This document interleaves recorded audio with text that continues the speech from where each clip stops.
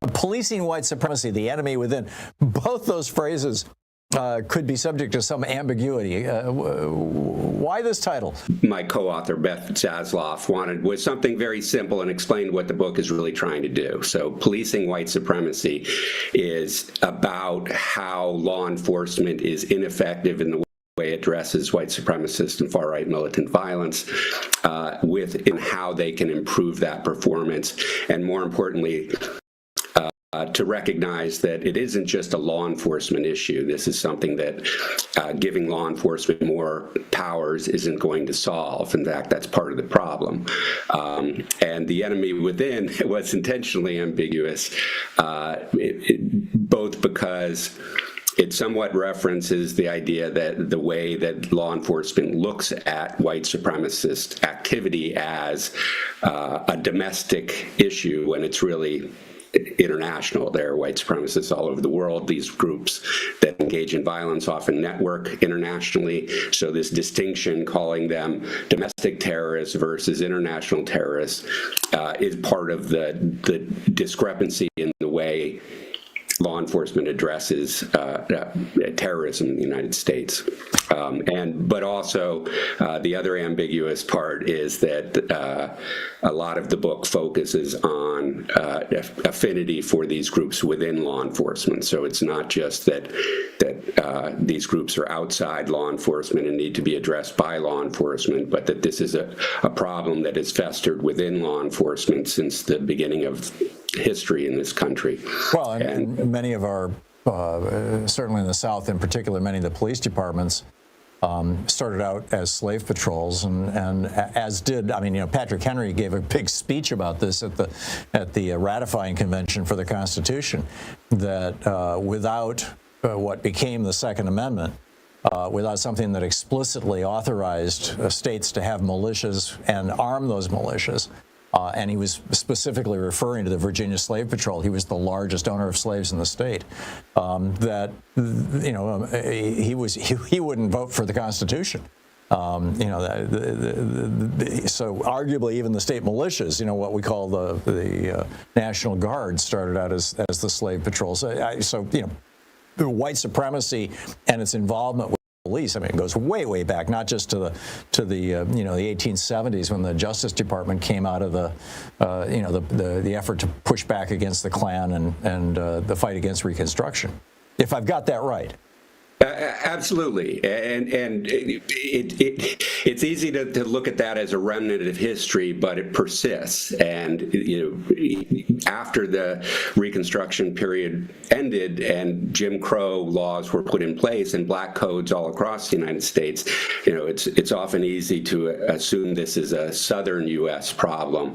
But fugitive slave patrols went all across the nation, and during Jim Crow, there were also black codes in Midwestern states and northern states. Vigilante groups like the Ku Klux Klan were powerful in Southern California. So this has never been just a regional problem. It's always been within the entire country in the way that our society creates racial hierarchies. And the police are the ones who enforce those hierarchies.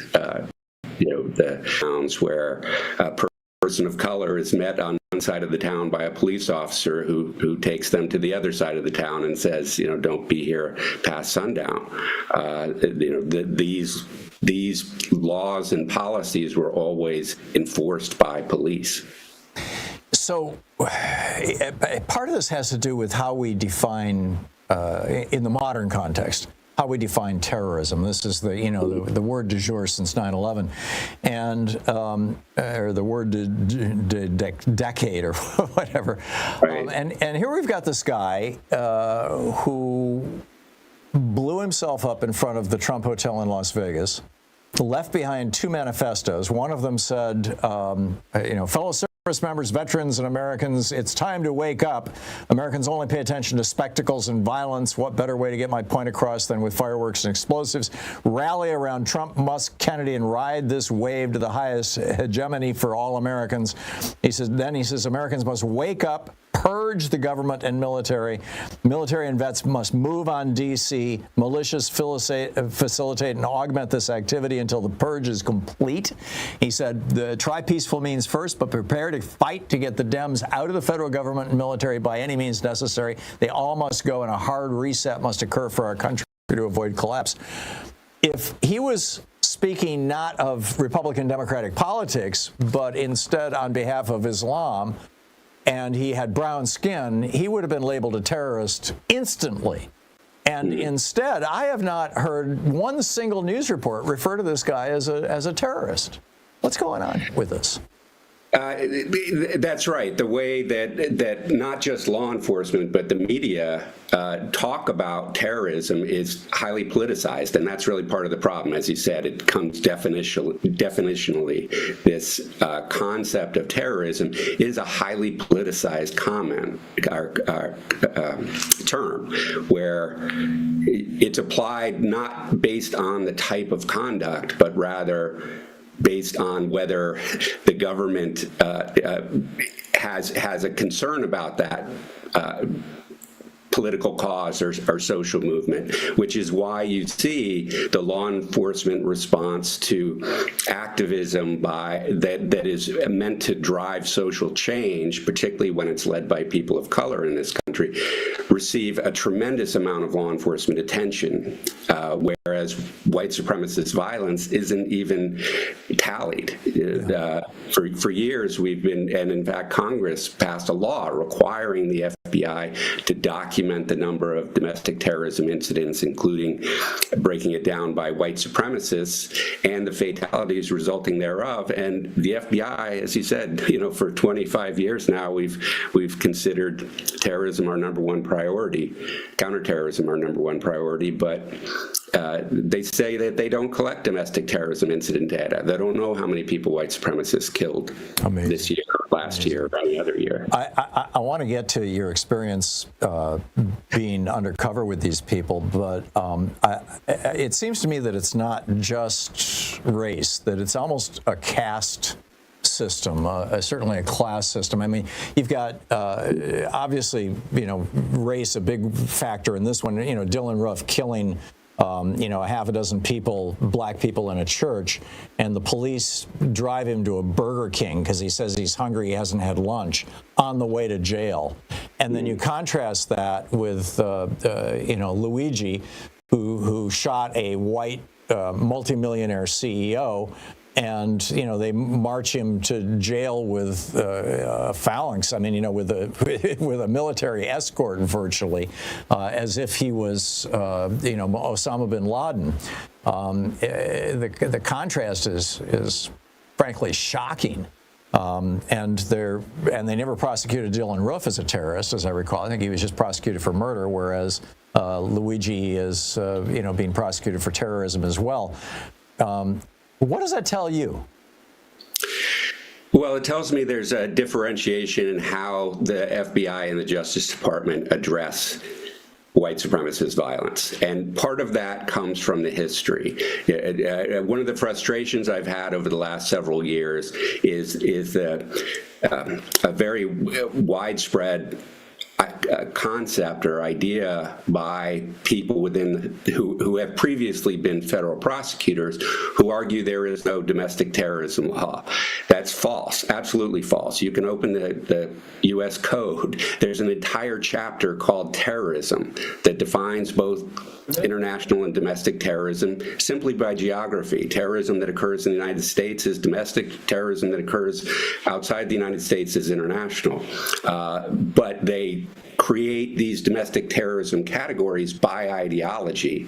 And then because they're not collecting data about who are the most persistent threats and who are the most serious threats, i.e. killing people, they're able to pick and which groups to prioritize. And they tend to prioritize groups that are engaged in less activity and less serious violence. In addition to bringing you the Thom Hartmann Program here on Free Speech TV and Video Media Online, we also have a whole set of ways you can interact with us and tools you can use to spread the word about the importance of democracy and the threats to it in our republic. First, there's your daily homework. Sue Nethercutt puts together a daily email newsletter that has a link to every story I discuss on the air, so you can find my sources and you can share them with your friends. It's free and you can sign up at thomhartmann.com. Second, I publish my daily take every day over at the hartmannreport.com website. That's also free if you want the daily 5 days a week rant in your inbox. No ads either. Third, we have the podcasts. There's the free 1-hour version of our daily show that's advertising supported. You can find that wherever you get your podcasts normally. And then there's also the podcast of the entire 3-hour show with no advertisements, and that's available by subscription over at thomhartmann.com. So check them all out at thomhartmann.com and hartmannreport.com.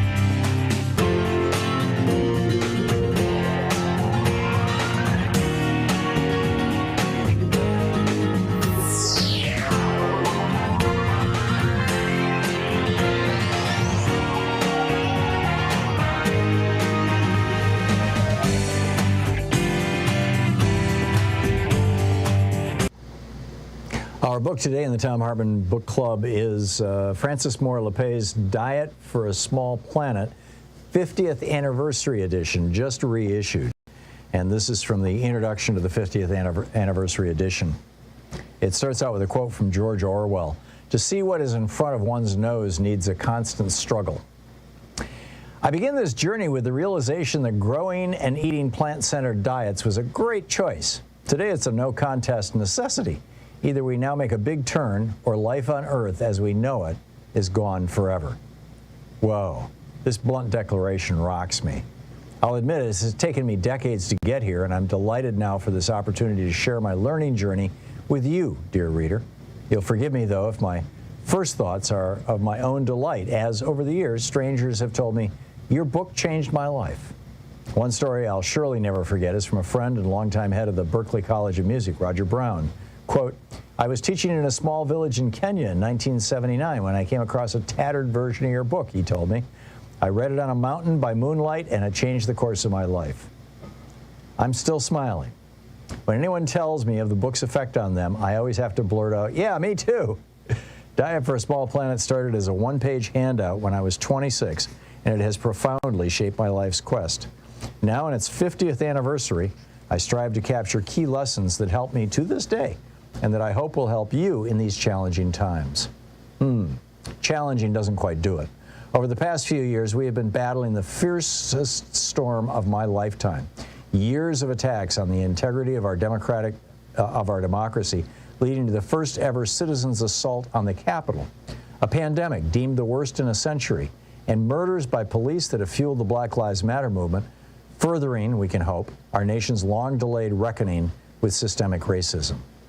At the same time, our climate crisis nears a tipping point that will drastically hasten destruction. And what further action, hunger amid plenty, has gotten worse in recent years, even though the world's food supply offers 1/5 more calories for each of us than it did 50 years ago. Here at home, hunger is also rising.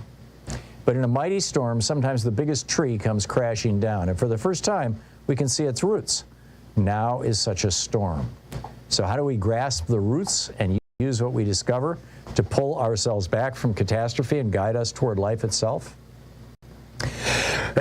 Excuse me. The great news here is that millions in the United States and many more around the world are grasping the root causes of our intertwined crises and remaking their lives in ways aligned with what humans and natures need to thrive. 50 years ago, my youthful aha was that food has special power, as every day our very personal food choices connect us to each other and to all of nature.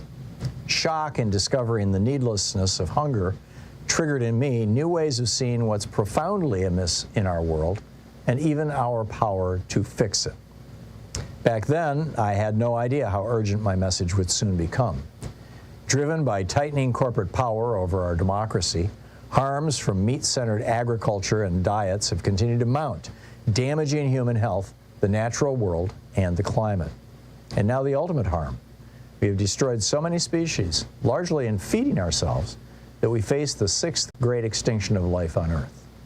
To avoid planetary disaster, warns natural historian David Attenborough, we must allow the reflourishing of life by greatly reducing the land area we farm. And, quote, quickly and the most effective way is to change our diet, end quote. Moving beyond the vast inefficiency of meat-centered eating and choosing plant-centered diets, he projects, would cut in half the land use and still produce plenty of food for all. Now, with vastly more at stake than when my own eyes first opened, it's critical to grasp how we got here. So let's go for those roots. Over the 50 years since the Berkeley Library pondering the root causes of hunger, I've tried to keep digging into the question beneath the question to help me grasp why we humans have messed up so badly. And here's the deepest question my digging has turned up so far. Why are we together creating a world that as individuals none of us would choose? After all, I've never met anyone who gets up in the morning vowing to make another child starve or to turn up the planet's temperature. In the 20th anniversary edition of this book, I introduced the power of ideas to explain what seems inexplicable. I invite you to read my introduction to that edition directly following this one. Today, I express the root challenge this way. While seeing is believing is a common expression, for our species, the reverse is often true. Believing is seeing, or as Albert Einstein put it more directly, it is theory which decides what we can observe. In other words, our internalized filters can blind us to solutions right in front of our noses, requiring precisely the constant struggle George Orwell calls to us in that opening quote. One filter above all blocks us from solutions, a belief that life is still made out of parts, when in truth all life is connected. I can see in my mind's eye the twinkly grin of the late German physicist Hans-Peter Dürr, who a decade ago laid it out to me simply. Frankie, in life there are no parts, only participants. Got it, Hans-Peter, and I've never forgotten, and it is the core truth of our being. The book is the 50th anniversary edition of Diet for a Small Planet by Francis Moore Lappé. Diet.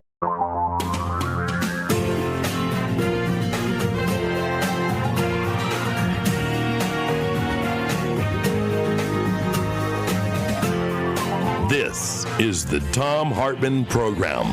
Hey, happy Friday, TGIF, Shabbat Shalom, Juma Mubarak. It is the end of the week. It's Anything Goes Friday. It's you and me for 3 hours, no guests today, and as is often the case. And just a couple of quick things. Jobs report came out today. 256,000 jobs were created in December, many more than were expected. Which is causing the stock market to fall because, obviously the economy is still just rip-roaring along. Joe Biden's economy is really doing well, and that means that in all probability the Fed is not going to reduce interest rates. The prediction has gone from 60% down to 20%, and that means that Treasury yields are up and the stock market is down. So interesting, how all that works out. Got a lot to talk about today. Convicted felon Trump now has a Scarlet F. He's our first felon president. That just happened in Judge Merchan's courtroom. He was sentenced. Now he comes into office as a convicted felon, convicted of 34 felonies involving all of them, as Judge Merchan emphasized again this morning, all of them involving his effort to lie to Americans about who he really was so that we would vote for him in 2016. This trial was about election interference. As much as the media does not want to characterize it that way because Republicans don't like to talk about it like that, that's what it was about. Meanwhile, the Los Angeles fires continue. Well, actually, let me finish what we're going to talk about today. I want to get into killer CEOs, how climate change became big oil's biggest crime. Also, the Danes really hate Trump, and Don Jr. had to hire homeless people to make it look. I mean, this is a hysterical story. In the second hour of our program, it's not just social media that's giving violent white supremacists a pass. Now it's the FBI, too. And James Carville points out this breathtaking $40 million budget for Amazon's Melania Trump documentary. He wants to, where's that money going? I think we could figure that out. Also, Indiana Republicans want to threaten rape victims with felonies if they try to get an abortion. And in the third hour of the program, why do liberals think Trump supporters are stupid? We have the answer. So, to start out, my op-ed today over at HartmannReport.com, is titled "Killer CEOs: How Climate Change Became Big Oil's Biggest Crime." And, I start out by pointing out the public citizen would like you to know that there are killers among us. They wear $2,000 suits and travel in private jets. They're unbothered by the TSA or the teeming masses. Their children attend the finest universities in the world. They vacation on private islands and yachts. Many earn more in a day than most Americans take home in a year. And their positions ensure that their heirs will never have to work a day in their lives. Their fortunes, though, are the result of poisoning you, me, our children and grandchildren, every other living thing on Earth, and destroying the temperature stability of our atmosphere. And this week, they are responsible, in part, for billions of dollars in losses, numerous deaths, and thousands of shattered lives in Southern California. I'm speaking of course, the fossil fuel industry executives and the oil industry executives in particular. Illegitimate President-elect Trump is trying his best to cover for them, claiming that the fires ripping through California are the result of incompetence by the governor or the mayor. And in fact, one of the biggest lies that has been promoted, that was even repeated this morning on MSNBC, is that Karen Bass and the Democrats who run Los Angeles cut back on the budget for firefighting. There was a proposed budget that had cuts for firefighting. And it was in response, actually, to a federal demand for, it's a whole long story, but that budget never got passed. And the budget that did get passed had a $40 or $50 million increase in the firefighting budget. But, don't tell Fox News that, or for that matter, MSNBC this morning, Joe Scarborough, because the Republicans got ahead of this and they started pushing out that proposed budget that never got passed, as if that was the budget. So the media is largely going along with Trump's charade. Very rarely do they even mention climate change. And I have not once heard one word about the role of the fossil fuel industry in all this. Have you? But these fires, that's like a TV news person saying, well, a United jet crashed today and 150 people died. Gee, I guess, crap happens. In other news, no, you'd get an aviation expert on and you say, well, does this look like pilot error, or did Boeing forget to put bolts on the door again? What's going on here? You want to find out, how did this happen? What caused these fires in Los Angeles? Well, fires at this time of year in Los Angeles area are not anything new, but fires and winds like this are. And this is a measurable and was predicted consequence of climate change. In fact, it was predicted in 1959 by Edward Teller in a keynote speech to the American Petroleum Institute and the Columbia Graduate School of Business. And he started talking about carbon dioxide. He said, it transmits visible light, but it absorbs the infrared radiation, which is emitted from the Earth. Its presence in the atmosphere causes a greenhouse effect. It has been calculated that a temperature rise corresponding to a 10% increase in carbon dioxide will be sufficient to melt the ice cap and submerge New York. All the coastal cities will be covered, and since a considerable percentage of the human race lives in coastal regions, I think that this chemical contamination is more serious than most people tend to believe. That was 1959. That sent the oil industry off on a search for, is Edward Teller right? And sure enough, a series of studies, the most famous was published in 1968. And that one, this is from the Stanford Research Institute. It said, quote, significant temperature changes are almost certain to occur by the year 2000, and these could bring about climactic changes. There seems to be no doubt that the potential damage to our environment could be severe. Pollutants, which we generally ignore because they have little local effects, CO2 and submicron particles, may be the cause of serious worldwide environmental changes. Now, that was 1968. It was 10 years later that Jimmy Carter said we got to do something about this and put solar panels on the White House and created our nation's first solar bank and all that other stuff. But that was also when the climate denial began. That's when the fossil fuel billionaires and the fossil fuel companies and the front groups that they funded started claiming that there was no global warming, or if there was, it was just a natural variation in solar radiation. And they've been doing that for years and years and years. You know, Mark Morano used to come on this program all the time. He was funded by the fossil fuel industry, you know, denying climate change. I finally gave up debating him because it just, you know, it was stupid. I mean, I'm talking about a decade ago, we were having these debates, and then it was still considered a debate in the corporate media, bizarrely. Now they just don't even talk about it. Public Citizen published a report in 2023 titled Charging Big Oil with Climate Homicide. And they're talking about going after big oil in a very real way. Now, Rob Bonta, who is the Attorney General for California, has actually initiated, this was in 2023, a lawsuit against ExxonMobil, Shell, Chevron, ConocoPhillips, BP, Phillips 66, and the American Petroleum Institute. But it's not for homicide. It's for public nuisance, product liability, failure to warn, pollution, impairment, and destruction of natural resources, misleading advertising and environmental marketing, and unfair competition. You know, is Nathan Hochman, the Attorney General for the District Attorney for Los Angeles, is he going to go after these oil companies? Are we going to see actual prosecutions or attempted prosecutions of executives in the fossil fuel industry? You know, inquiring minds want to know. Will our media ever begin talking about the role that the big oil, coal, and natural gas companies are playing in the destruction of Los Angeles? Will they ever? What do you think? I'm skeptical, frankly. Anyhow, stay tuned. It's 15 minutes past the hour.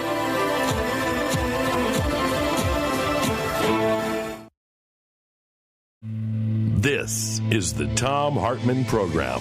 We'll be right back with more of the news of the day and your calls. In just a moment. Stay with us.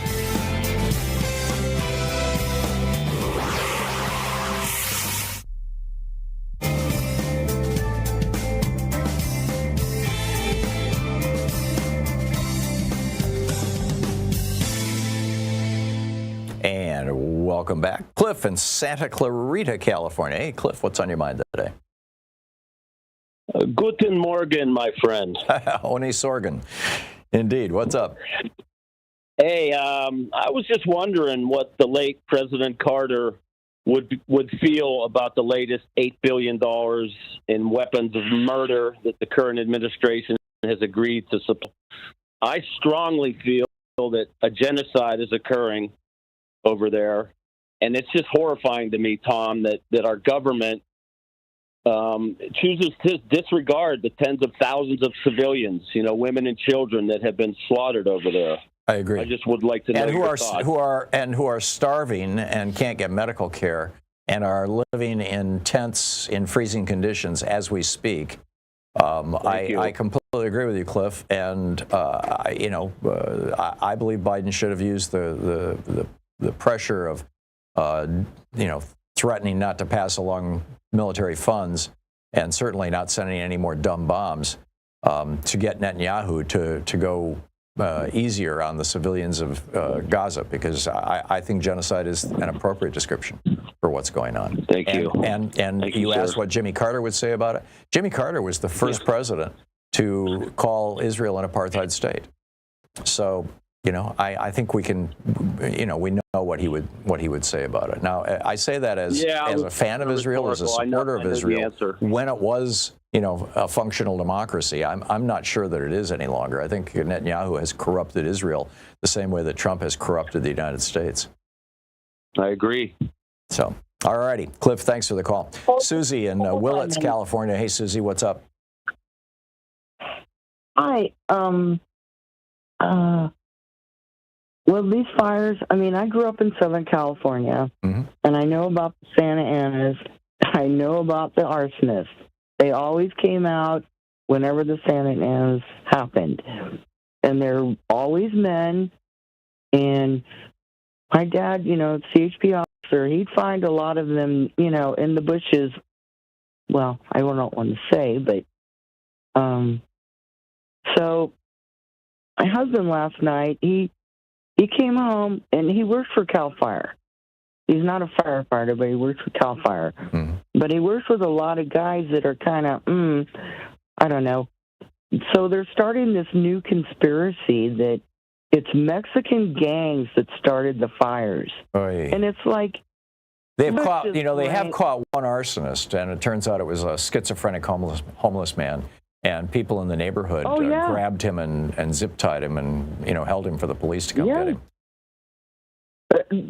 And I'm saying the gangs, they don't even live anywhere near that area. Yeah.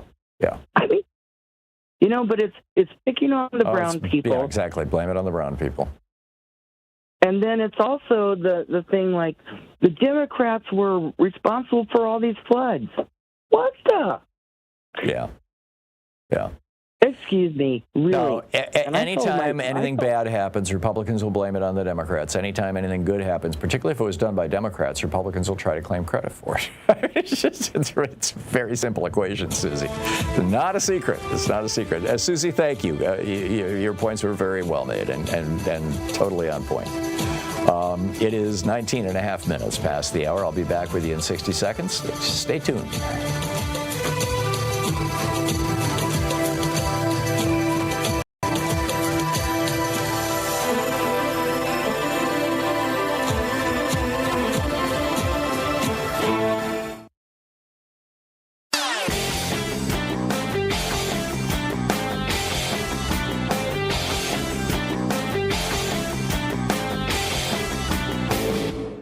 Missed my opening rant today? It's usually published over at HartmannReport.com, where you can read it and share it with your friends for free. Check it out, HartmannReport.com. Recently, I did an op-ed and a little rant here about what happens when you raise the top income tax rate on morbidly rich people to 90%, and how that helps reduce income inequality and funds the government and all kinds of good positive things. What about corporate taxes? We really need to go back to the 50% top corporate income tax rate that we had under Dwight Eisenhower, for example.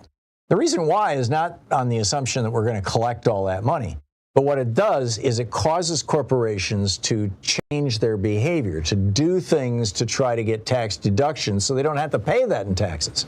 And what are the main things they do? They develop new products. They do research and development. They become more competitive. They open up new stores. They pay their employees better. They offer better benefits.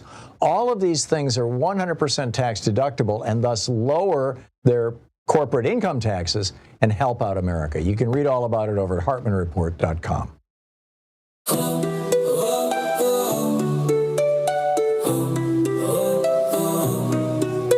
They walk in suits, heads held high on private jets. They touch the sky. Big oil CEOs, their profits swell, while Earth descends into a fiery hell. Their hands hold fortunes, their hearts hold lies, ignoring the flux, the smoke-filled skies. They knew the risks, they knew the score, yet chose the profits and waged this war. The climate killer CEOs, with every deal the damage grows. They poison seas, they scorched the land and left destruction in their hands. The truth was clear, they turned away, and now the world begins to pay. I'm going to nominate Louise for a Nobel Prize for Poetry. I'm telling you for those lyrics. Welcome back. The world breaches 1.5 degrees Celsius officially for an entire year, 2024. That just came out from Europe's Copernicus Observatory Agency. Of course, in 2015, the Paris Accords set 1.5 degrees as the absolute limit beyond which the Earth should never go. Sure enough, we went there. The Writing newsletter, who have been featured on this program. The Writing newsletter is got the summary of the headlines over in right-wing media today. Climate change didn't cause the LA fire catastrophe. That's from Unleash Prosperity. Blame LA fire horror on the woke religion's ruin of our cities. That's the New York Post. PJ Media. People who blame all natural disasters on climate change should be clubbed like baby seals. Let's see. The Federalist, how California's DEI-obsessed anarcho-tyrants threw money at everything but water and hydrants. It just goes on. Post-millennial, LA gave away surplus firefighting equipment to Ukraine in 2022. What will it, and it just goes on from here. Let's blame Democrats for the fires that were caused by global warming, which was caused by the fossil fuel industry, which is in large part funding, or at least fossil fuel billionaires funding, much of this right-wing media. So, as I mentioned, Attorney General Rob Bonta has sued a bunch of oil companies. We'll see how that plays out. Meanwhile, MAGA Supreme Court justices crippled the EPA's fight against global warming. Lee Zeldin, who's Trump's nominee for the Environmental Protection Agency, wants to roll back climate change regulations. Doug Burgum, Trump's billionaire nominee for the Department of Interior, says he wants to have more drilling for oil on public lands. Who got the most money from the fossil fuel industry? Mitt Romney with $8 million. John Cornyn in Texas, Senator of Texas, $4.6 million. Ted Cruz, $4.1 million. Mitch McConnell, $2.8 million. Kevin McCarthy, $2.5 million. Kay Bailey Hutchinson. These are all Republicans, every single one of them. Kay Bailey Hutchinson, $2 million. Jim Inhofe, $2 million. Steve Pierce, $2 million. Joe Barton, $2 million. Kevin Brady, $2 million. Steve Scalise, he's just a member of Congress, $1.8 million. Lisa Murkowski of Alaska, $1.79 million. So there you go. Meanwhile, Don Jr. shows up in Greenland. Remember when Donald Trump came down the escalator in 2015 to announce that he was going to run for president? It was a stunt, and Michael Moore documented this in a movie. It was a stunt to try to get NBC to pay him as much as Gwen Stefani was making. She was making $1 million a year more than he was making. My recollection is he was making $14 million a year and she was making 15, but I could be very wrong on that. But for sure, she was making more than he was. And this was a stunt to convince NBC that they should raise his pay. And they went out onto the New York street and they hired, I guess it wasn't in the street. They hired an agency, an acting agency, where you can hire like extras for movies and TV shows. There's agencies like this in New York for whenever they want to shoot a New York street scene, and you got, have it look like there's all kinds of people in the street. So you hire extras, right? So they hired a bunch of extras and they paid them I believe it was $50 an hour, or maybe it was $50 to stand there for 2 hours, for Trump's thing. But that's how they did it, so that they would applaud Trump and it would look like he had supporters. Well, Don Jr. goes to Greenland, and Politico Europe reports that a Greenland member of parliament, Pipaluk Linge, says that Jr.'s thing was staged. He says no journalists were allowed to interview him. It was all staged to make it seem like we, the Greenlandic people, were MAGA and would love to be part of the USA.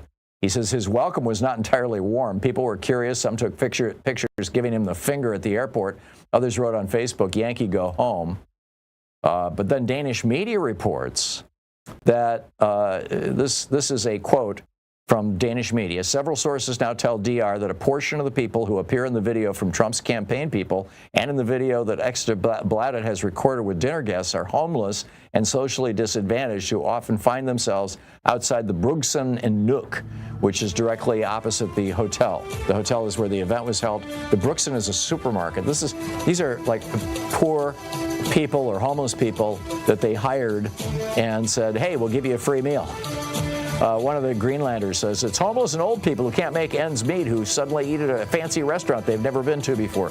That was what they offered them, was a meal in a 5-star restaurant if they would put on a MAGA hat and welcome Don Jr. This is nuts.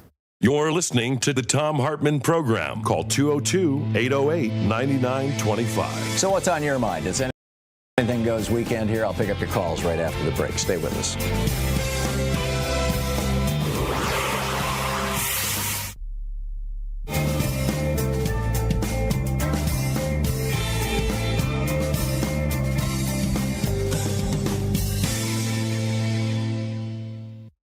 Today in the Thom Hartmann Book Club is Fred Kaplan's new book, The Bomb: Presidents, Generals, and the Secret History of Nuclear War.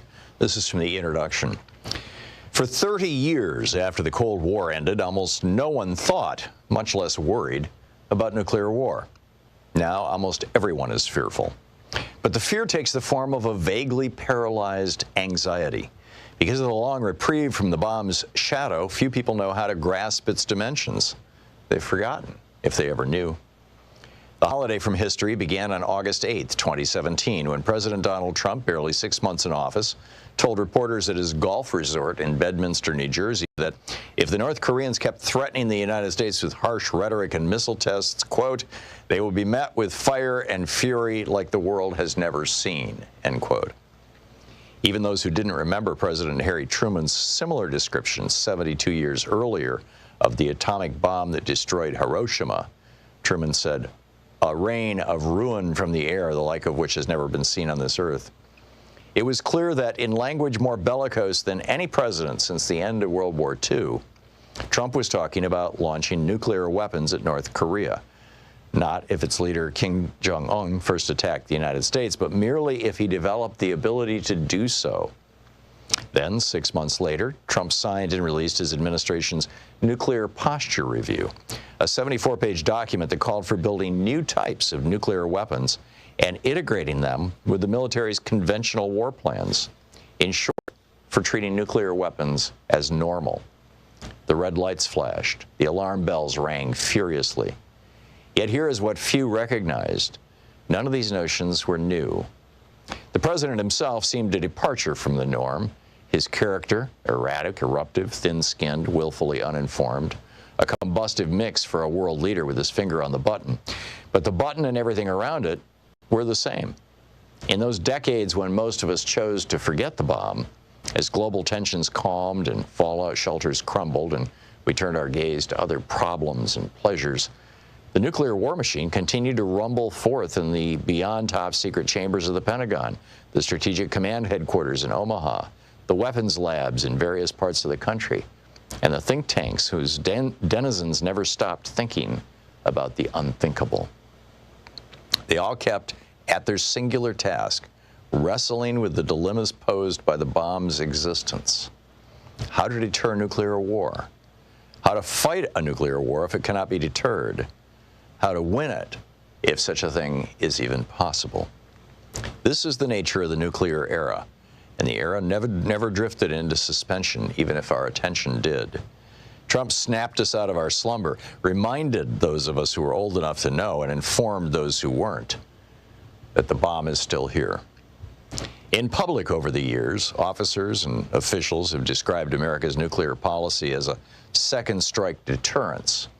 If an enemy strikes us with nuclear weapons, we will retaliate in kind.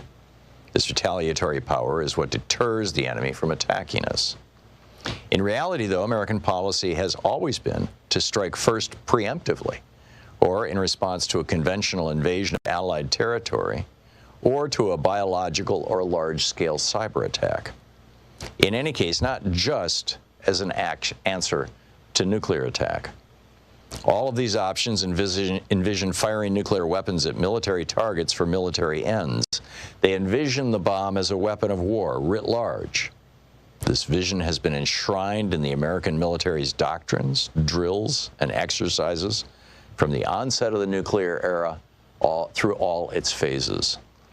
Most presidents have been skeptical of this vision, morally, strategically, practically, but none of them have rejected it. Some have threatened to launch nuclear weapons first as a way of settling a crisis. The few who considered adopting a no first use policy, in the end, decided against it. There are rationales for these doctrines, drills, and exercises, and for the retention of the first use option. They are driven by policies, personalities, and bureaucratic rivalries, but also by a logic which, once its premises are accepted, hurls its adherents and the rest of us into a rabbit hole of increasingly bizarre scenarios that seem increasingly, if strangely, rational the deeper they're probed. Understanding the nuclear era, the era of our lifetime, means understanding the rabbit hole, who dug it, and how we got stuck inside. It means tracing the maze of its tunnels, which is to say the arc of its history. A story enmeshed in secrecy, some of it still secret, much of it now illuminated by declassified documents and interviews with key actors, though never fully told. How did we get to the second coming of nuclear panic? How did we wind up with thousands of nuclear weapons, far more than any war aims could justify? What propelled the nuclear arms race during the Decade War? And what happened to the weapons and their guardians after the Cold War ended? And how and why did any of this persist? Chapter 1, Killing a Nation. 10. The book Fred Kaplan's The Bomb.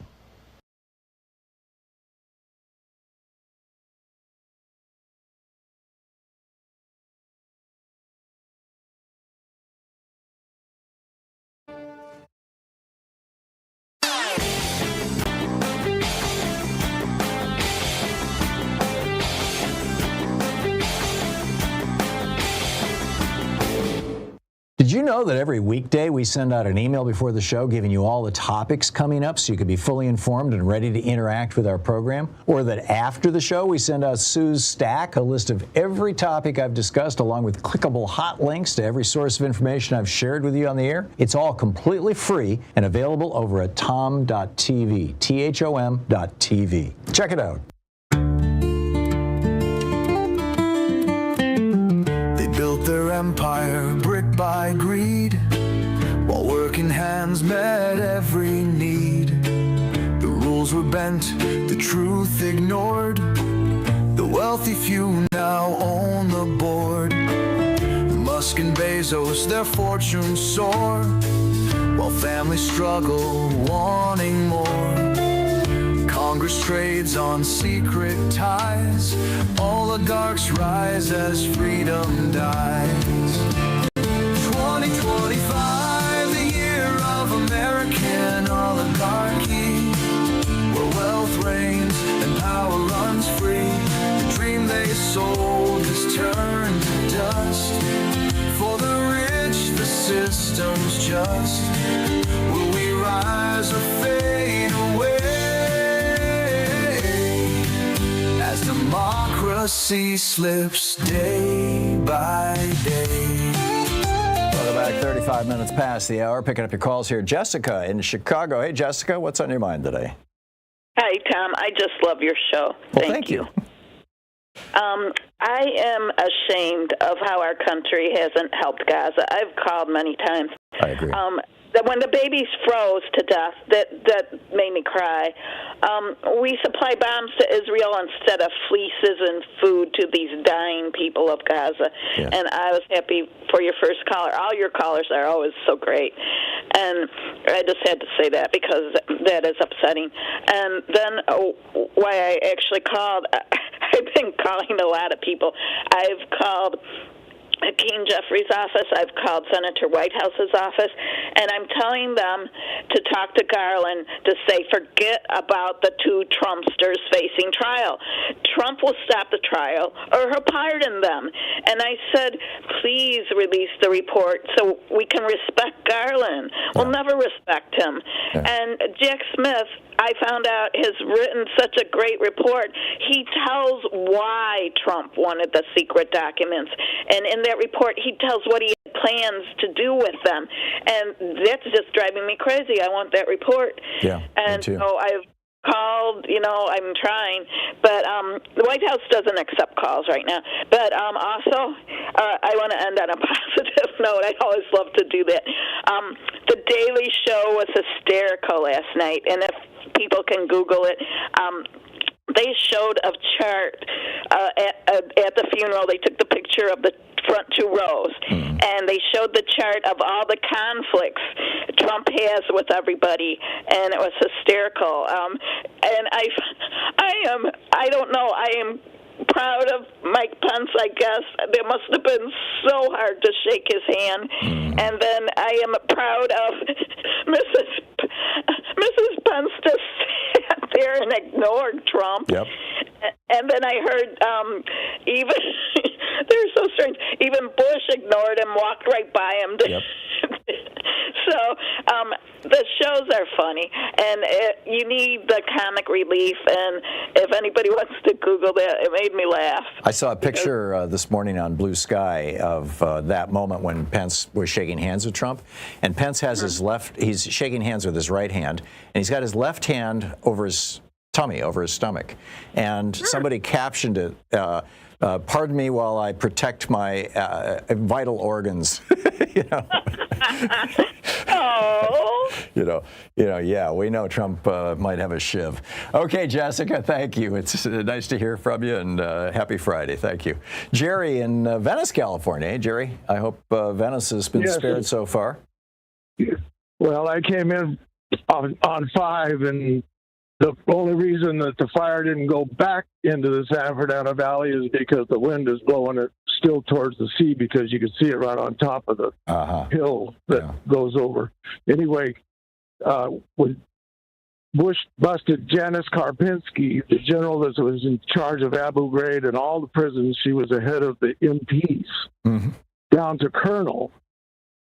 Now, your caller just said that the White House is not taking phone calls, but the president could bring her rank back to general when he turns the lights out in the Oval Office. And it should be done, because she had nothing to do with that. That was out of the White House, the scandal. Oh, that she took the blame for it because she was a female officer?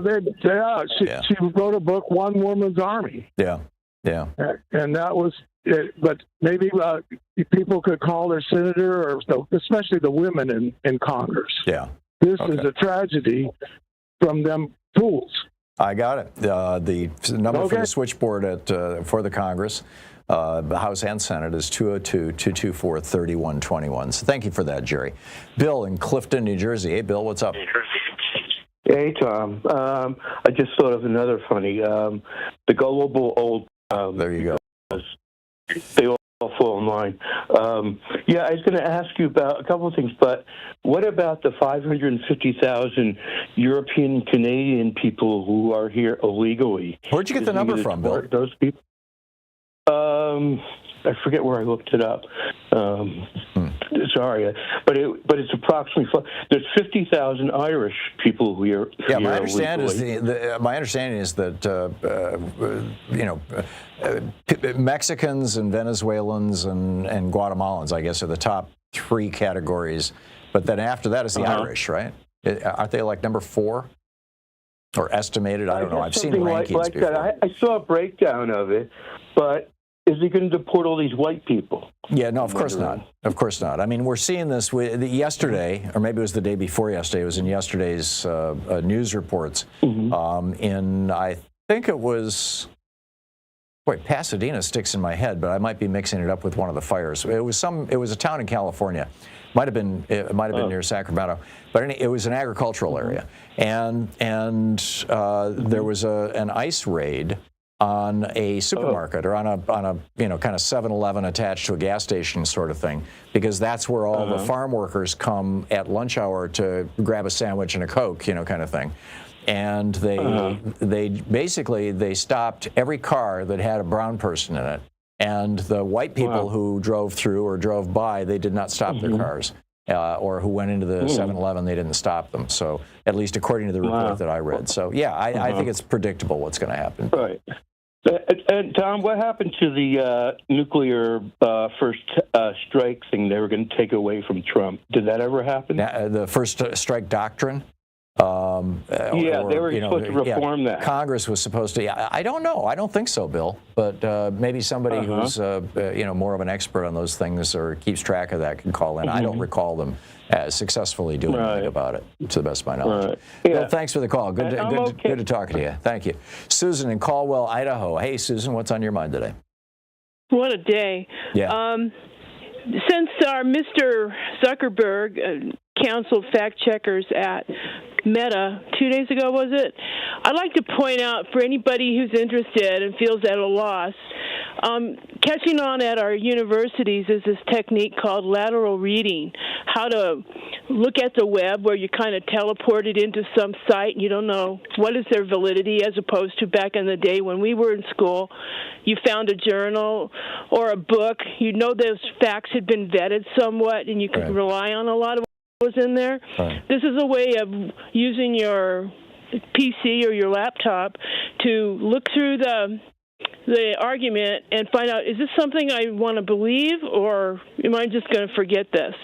And it comes out of research that was started at Stanford by Sam Weinberg when they discovered how illiterate their, digital nomad freshman students were. You know, they were relying on TikTok for news. And they didn't know how to look at a site and find out, is this a valid point that's being made here or not? And if anybody just Googles the words lateral reading, you'll find 85,000 tutorials, YouTube citations, and every college in this country now pointing out how to use these techniques. What are the techniques? Well, you're in the tab, you know, you're doing your research, and you come across a citation, you go, who is this group?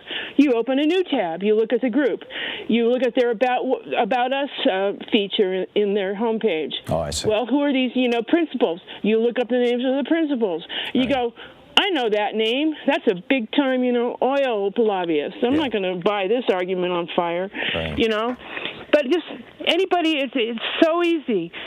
Lateral reading. Mm-hmm. It's all over it's basically check your sources. Google. It sounds like. It is, but it's a systematic way of doing it. Yeah, and it's something that has never been taught to anybody till now. Yeah. Except for the fact checkers that Mr. Zuckerberg is just firing. Yeah. And there's a really cute book by Dr. Mike Caulfield along with Sam Weinberg called Verified: How to Think Straight, Get Duped Less, and Make Better Decisions on What to Believe Online, which is very helpful. That's great. That's great. Yeah, it sounds like the kind of stuff that I do when I'm writing an article and I find a source. You really have to double check these things. Susan, thank you. Thank you. Lateral reading. Thank you. 45 minutes past the hour. We'll be in a couple of seconds. We'll be right back with you. You're listening to Thom Hartmann. Visit ThomHartmann.com for audio and video archive. Defending America from the weapons of mass deception. It's our Anything Goes weekend program. Whatever's on your mind, give us a shout.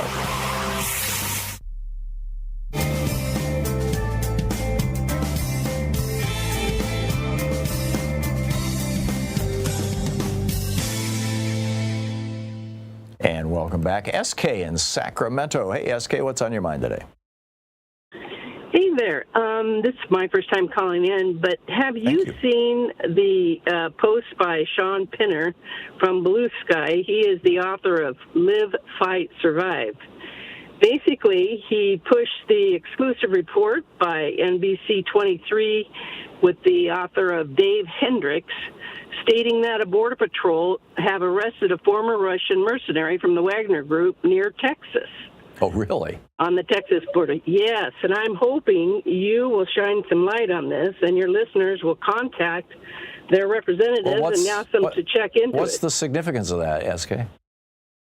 Well, they found him. He stated that he had been with Wagner. He was coming across the border illegally with $4,000 in a drone. But if you think about, I mean, how many of these guys are here? Yeah. And then, two, it could be a backup for Putin if MAGA comes to their senses. I mean, Trump would then have a private Wagner. So you don't think this guy was kind of a refugee? You think he might be a saboteur? I believe that if this is going on and it's not being published enough, that the U.S. Attorney General Amanda McColgan filed charges against him. Right. So. But well, I mean, there's a big difference between somebody who once worked for the Wagner Group and decided to get the hell out of Russia because things were going, down fast, and so they fly to Mexico and try to smuggle themselves in the United States in search of a better life. That's a very different thing from somebody that Putin is paying to smuggle themselves into the United States. My guess would be that if Putin wanted to get somebody in the U.S. to do harm to us, they wouldn't be going through Mexico. They would just fly into New York City on a tourist visa, just like the hijackers did from Saudi Arabia. You know. Well, and I'll tell you, I do DoorDash, and when there are a ton of Russian dashers, and they're making money, and they're good chunk of the taxi drivers here in Portland are Russians. We hired an electrician once who was a Russian. But I know that there's a number of them who are here without documentation, but they all came in, on airplanes on tourist visas. That's how the majority of people who are in the country illegally did not cross the southern border, or at least that's my understanding. They just drove across it as tourists and stayed, or flew into the country. Very good point. Yeah. And thank you for walking me off the cliff on that one. I appreciate it. Well, that's okay. I think one of the things that Donald Trump has tried to do is make us all basically terrified of anybody who's not us.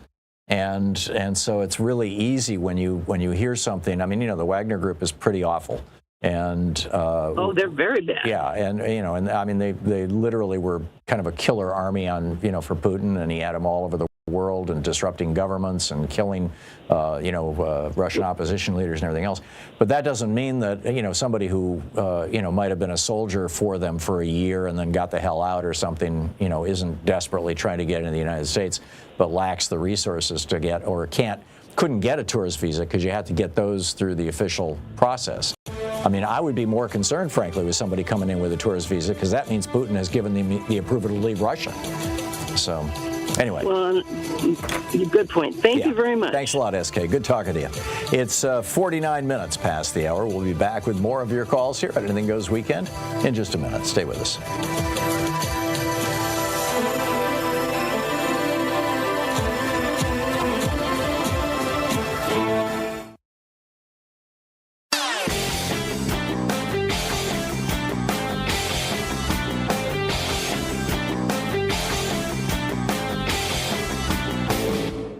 Hey, thanks so much for sharing our program and for reaching out to our stations and sponsors and letting them know that you're listening. It really means a lot to us. So every time we have an election, I mean, most recently we saw this in 2022, Putin and Mohammed bin Salman, Russia and Saudi Arabia, start raising the price of oil, basically to stick it to the Democrats, hoping that they can lose power. I mean, it worked in 2022. They got their majority in the House of Representatives. And you'll recall all those $6 gasoline and $5 gasoline and everybody squealing about it and the little stickers they were putting on pumps with pictures of Joe Biden saying, I did this. Well, they're preparing to do it again. They've cut production, Saudi Arabia and Russia, and it's going to get a whole lot worse over the course of the next year as we're heading toward 2024. So what can we do about this? Well, I have a very specific proposal, and by the way, 70 different environmental groups have joined in this, along with Senator Ed Markey and several members of Congress, and that is to ban the export of American-produced crude oil. Make America energy independent, and we control the price. There's a piece about it over at HartmannReport.com. Check it out.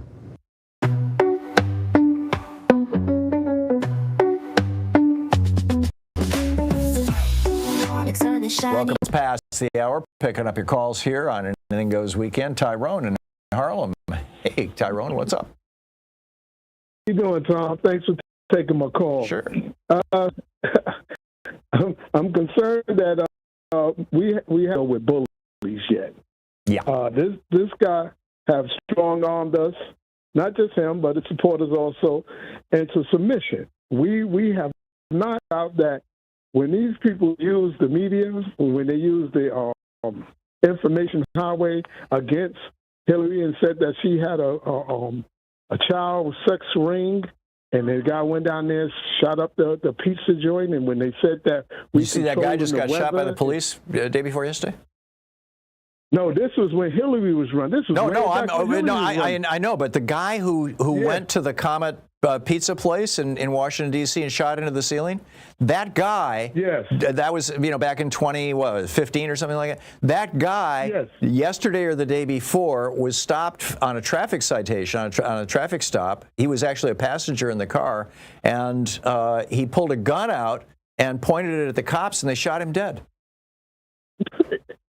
These people people are out here. They're crazy. They know these people are out here, and they're egging these people on to do terrible things to other Americans. Yeah, I mean, here's a Trump guy pulling a gun on the police. I mean, it's like these people are nuts. No.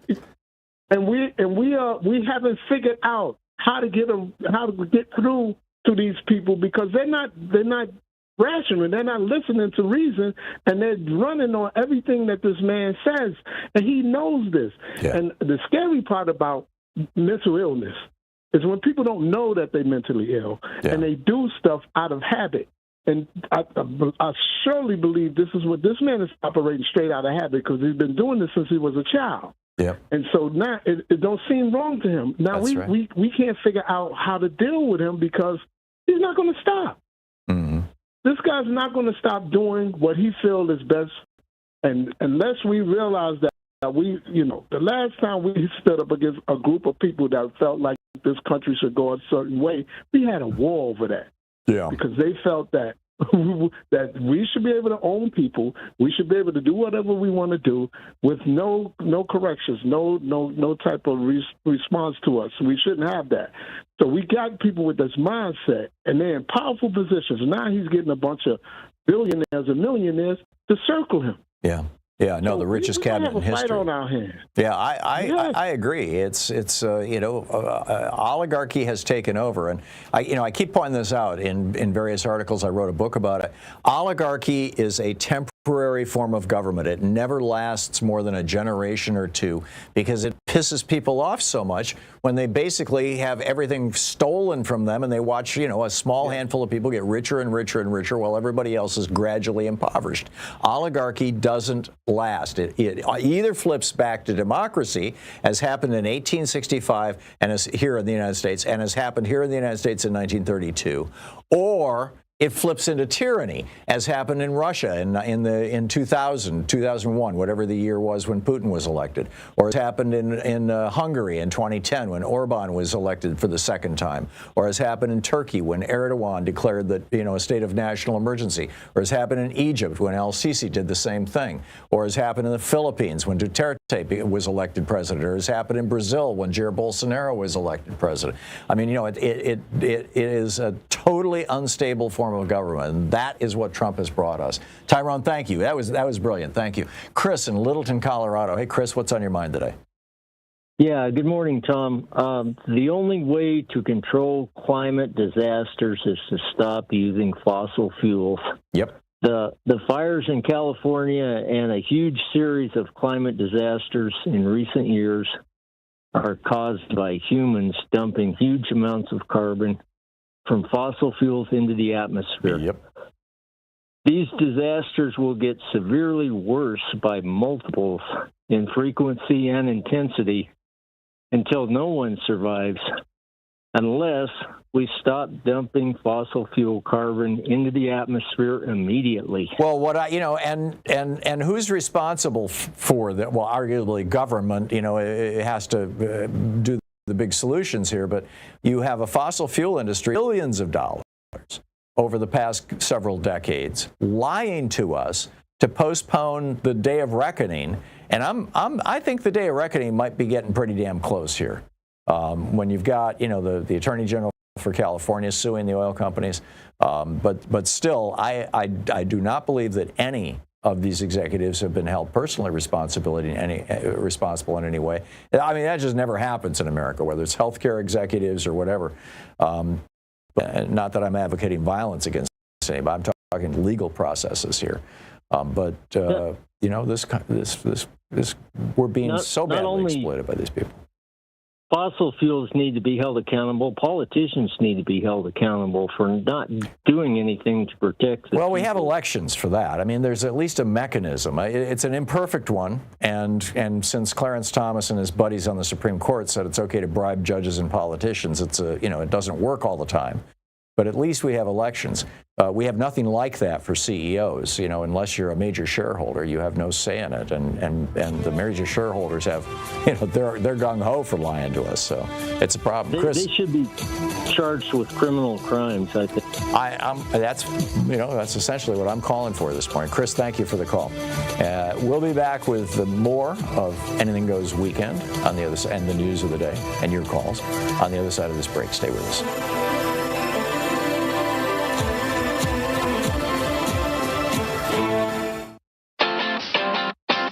You're listening to Thom Hartmann.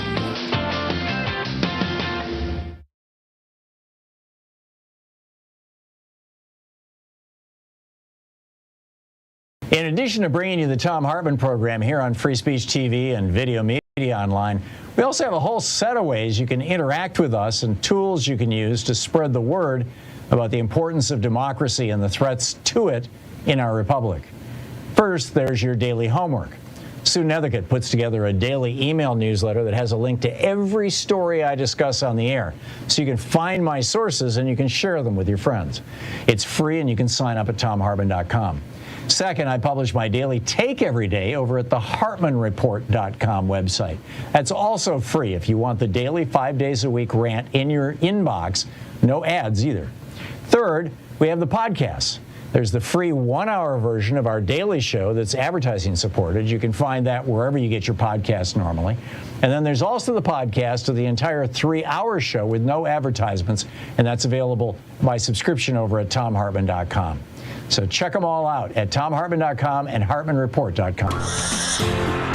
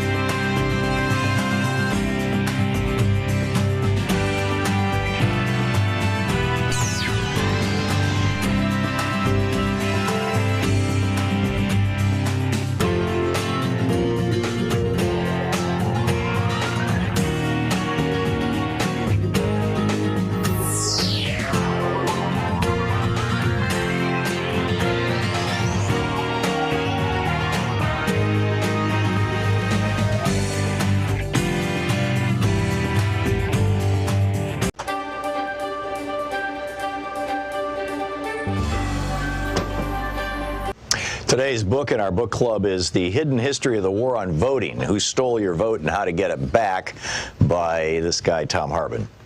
This is from chapter 1, or from the introduction, actually. In 2016, 6% of Americans who were eligible to vote nominated Donald Trump as the GOP's presidential candidate. It was 8% for Hillary Clinton on the Democratic side. Trump went on to be elected president by 26% of eligible voters. The modern American oligarchs have largely stayed in power using 3 simple elements: explicit and overt racism, massive disinformation campaigns, and voter suppression.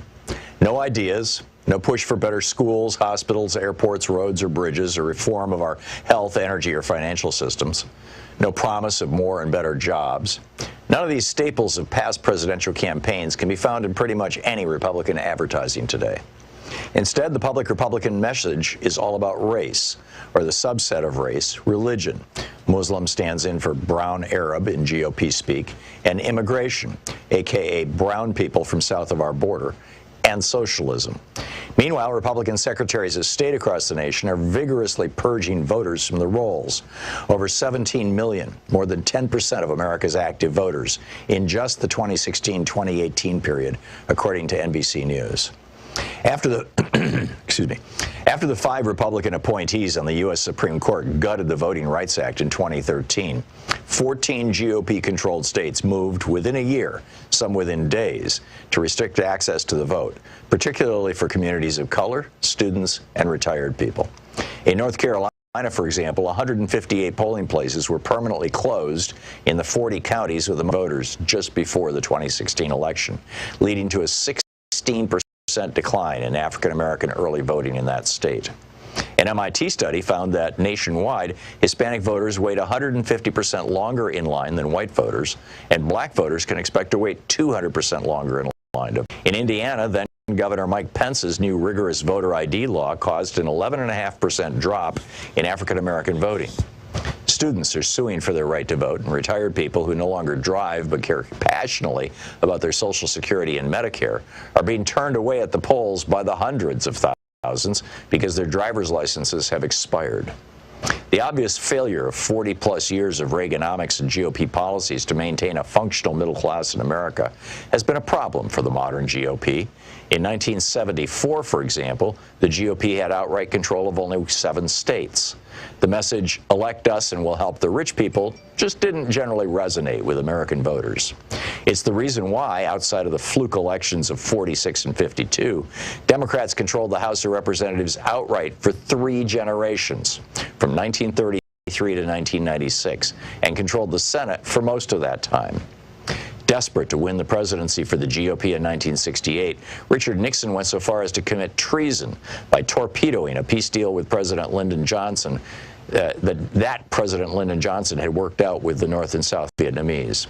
According to Abul Hassan Bani Sadr, then President, Ronald Reagan did the same thing by cutting a deal with Iran whereby they would hold on to the U.S. embassy hostages until after the 1980 presidential election, torpedoing Jimmy Carter's chances of re-election.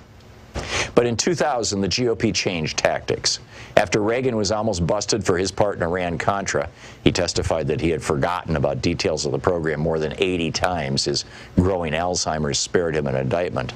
They realized that getting busted for treason wasn't worth the risk. They needed a plan B, and it was deliciously simple. If most voters don't like what you're selling, then just don't let them vote. Paul Weyrich promoted this idea back in 1980 when he was campaigning for Reagan after co-founding the Heritage Foundation. And indeed, many Republican luminaries, such as William Rehnquist, who went from serving the GOP by standing in polling places and intimidating Hispanic and Native American voters in the 1960s, to becoming Chief Justice of the Supreme Court, rose up through the ranks by participating in Republican-run voter intimidation schemes. Voter suppression became the foundational go-to tactic for the GOP in 2000. Although the GOP attacked Democratic presidential nominee Al Gore with smear and innuendo, ridiculing him for helping write the legislation that created the modern internet, for example, the main thing that got George W. Bush into the White House was voter suppression. His brother, Florida Governor Jeb Bush, and Bush's Secretary of State, Katherine Harris, threw somewhere between 20,000 and 90,000 African-American voters off the rolls. They were able to get the vote close enough. The 5 Republican appointees to the Supreme Court functionally awarded Bush the presidency. The BBC covered this in 2001 in 2 major investigative reports that were seen all over the world, except on any American media. By 2016, the Republican Party had fine-tuned its voter suppression and intimidation systems to the point that they ran like well-oiled machines in nearly 30 states. Between the 2012 and 2016 presidential elections, for example, Ohio had purged more than 2 million voters from its rolls, the vast majority, more than 2 to 1, in heavily African-American and Hispanic counties. The 5 Republican appointees on the Supreme Court ruled in 2017 that they could keep it up. And other states have since adopted their new tactic of caging voters. The book, The Hidden History of the War on Voting, by me.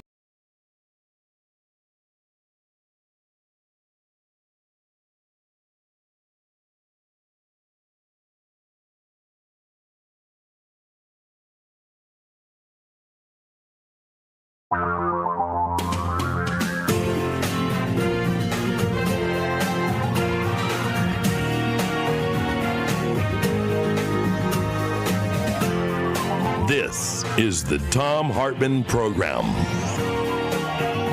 Welcome back to the, this is the second hour of our program here on Anything Goes Weekend. CREW, Citizens, what does CREW stand for? Citizens for Ethics in, so yeah, Ethics in Washington. I forget what the R is, but anyhow, CREW just filed, maybe it says in their press release. You would think, right? It does. Oh, yeah, there we go. They just filed a complaint against Kyrsten Sinema. Remember, I was ranting on Wednesday about how we would not, in all probability, Donald Trump would not have been elected if 2 years ago, when the House and the Senate passed the John Lewis Voting Rights Act and the For the People Act, which reversed large parts of Citizens United, which would have prevented Elon Musk from putting $270 million into buying the White House for Donald Trump. That passed the House and it passed the Senate with 51 votes, but it faced a Republican filibuster. Chuck Schumer tried to break the filibuster, a rare moment of bravery. I was really impressed. And tried to break that filibuster, and Kyrsten Sinema and Joe Manchin stabbed us all in the back and went along with the Republicans. Well, Crew now is saying Kyrsten Sinema isn't just corrupt, that they want to hold her accountable for her corruption. They say that this is money that after she announced that she would not run for re-election, she then started taking campaign money and spending it on herself, which you're not supposed to do. She spent $3,100 in campaign funds on a trip to Italy, $7,900 on a trip to Boston, $15,000 on trips to Aspen and Silicon Valley, $81,000 on trips to the UK, France, and other foreign countries. She spent $2,800 just to spend the night in a castle in France. And so Cruz says, we're not in the business of letting politicians off the hook when they cross ethical red lines, whether they're still in office or not. And this was apparently all while she was still in office. I mean, she just left office a couple of weeks ago. So on January 3rd, a week and a half ago. So there you go. Violent extremism. This is a very concerning article. It's not just social media giving violent extremists a pass. Apparently for the last 2 years, roughly since Donald Trump announced that he was running for president again, the FBI and the Department of Homeland Security more generally have basically stopped looking, at least anywhere near as aggressively as they were, for white supremacists, violent extremists, anti-American extremists, who are white people in the United States. This Jeff Stone, writing for Bloomberg, the FBI and Department of Homeland Security have scaled back efforts over the past 2 years to disrupt violent extremist online activities. FBI and DHS officials are requesting fewer content takedowns and sharing less threat-related information with social media companies. In particular, the agencies have largely stopped flagging networks of white supremacist accounts that try to recruit or radicalize new followers. The pullback by federal law enforcement agencies echoes a retreat by companies in Silicon Valley on moderating content on social media sites. Of course, we just heard, Meta just this week said, we'll start allowing you to say derogatory things about gay people or, quit the queer community in general, or even women. You can trash talk women now, no problem. U.S. officials, this Bloomberg again, U.S. officials are also steering federal grant money away from research into online extremism. None of the applications that DHS approved in 2024 in its terrorism prevention program focused on internet radicalization. By contrast, in 2022, they spent $9.2 million on 19 grants for that sort of research. DHS also recently closed a unit for threatening materials in public posts, social media messages, and online forums. According to two former government officials involved in that effort, the agency previously used covert social media profiles to research activities on Meta's Facebook, Instagram, and other sites without disclosing their DHS affiliation. Well, that has ended. Merrick Garland has apparently decided that white supremacists do not represent a threat to us.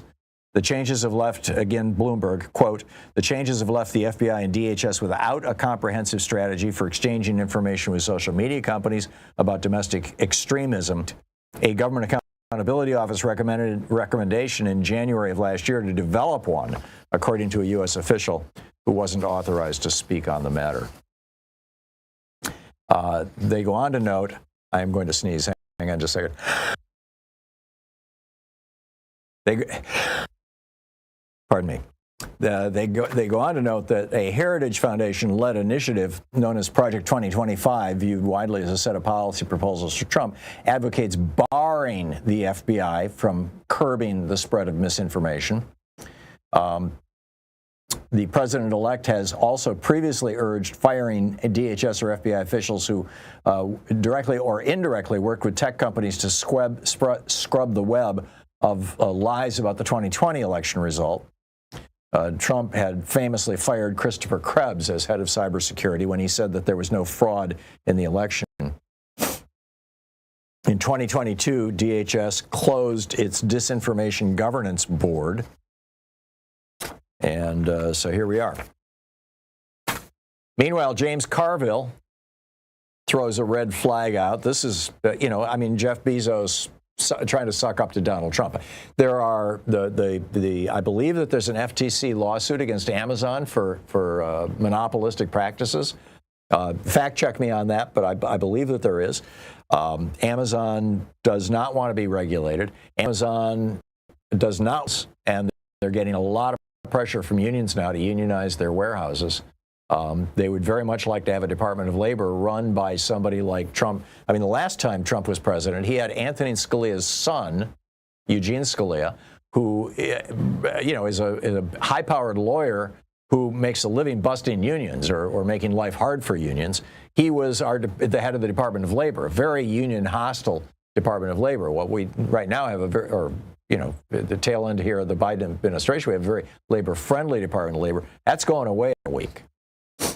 So anyhow, it looks like Jeff Bezos is trying to suck up to Donald and Melania by putting a $40 million budget to produce a documentary about Melania Trump. And Carville says, you can produce a world-class documentary for $2 million. I know it. He knows it because they just made one about him. Netflix did. It's called Carville, Winning is Everything, Stupid. He says, you couldn't spend $40 million on a documentary if you tried 10 times harder to do it. So where's the money going? He says, the deal is just a way for Bezos to get Trump, to get closer to Trump. He says, it's breathtaking. Right, what's happening right now, right in front of your effing eyes right there. They're paying her $40 million. And I don't know, somebody better look into this. By the way, the documentary is being directed by Brett Ratner, who was accused by a number of women of sexual misconduct back in 2017. And in Indiana, last story, and then I'll pick up your calls here. And Indiana, State Senator Mike Young has introduced legislation that would threaten women with perjury, with 2.5 years in prison, if they claim that somebody raped them and then subsequently can't prove it. Let that sink in for a minute. If they want to get an abortion because they were raped, they have to claim that they were raped. And that's the only way you can get an abortion in Indiana right now. It's got one of the nation's most restrictive abortion laws. And so if a woman wants to get an abortion in Indiana, and they're confined to the first few weeks, by the way, but even then, if you want to get an abortion in Indiana right now, you've got to go in and say, I was raped. And he wants to pass a law saying that, okay, you claim you're raped, you get your abortion, now you got to prove you're raped, and if you can't prove it, you go to prison for 2.5 years. As Jessica Valenti notes, as is so often the case with the Republican abortion bills, this one is very much about punishment and shame. Mandating that a rape victim sign an affidavit is bad enough, but threatening her with perjury, which is punishable by up to 2.5 years in prison, is beyond disgusting. Not to mention who will determine whether a woman is lying about being raped. For his part, Senator Mike Young of Ohio says that the reason he's proposing this legislation is to, quote, protect women. Yeah. Meanwhile, in Oklahoma's House Speaker, Republican Kyle Hilbert, has called on the legislature, quote, to do our part by passing a clear law providing preborn children with equal protection. What that means is that a fetus has the legal status of a human being, and if it's aborted, that means that the mother is now guilty of murder. So you've got the Speaker of the Oklahoma House calling for women who get abortions to be charged with murder. And he also wants to prosecute telehealth providers from out of state who might be sending abortion pills into state, reminding us that, Jessica Valenti writes, reminding us that Republicans' goal isn't just punishment, but suppressing free speech. Yeah, you think? So, it's Anything Goes Weekend. What's mind? I'll be right back with your calls right after this. This is the Thom Hartmann Program. Speaking the truth, some multinational corporations and the GOP would really rather you didn't know all about. Not to mention the fossil fuel industry. We'll be right back.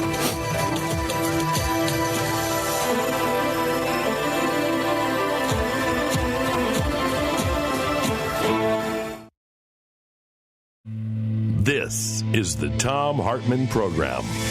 Back with your calls in just a moment. Stay with us.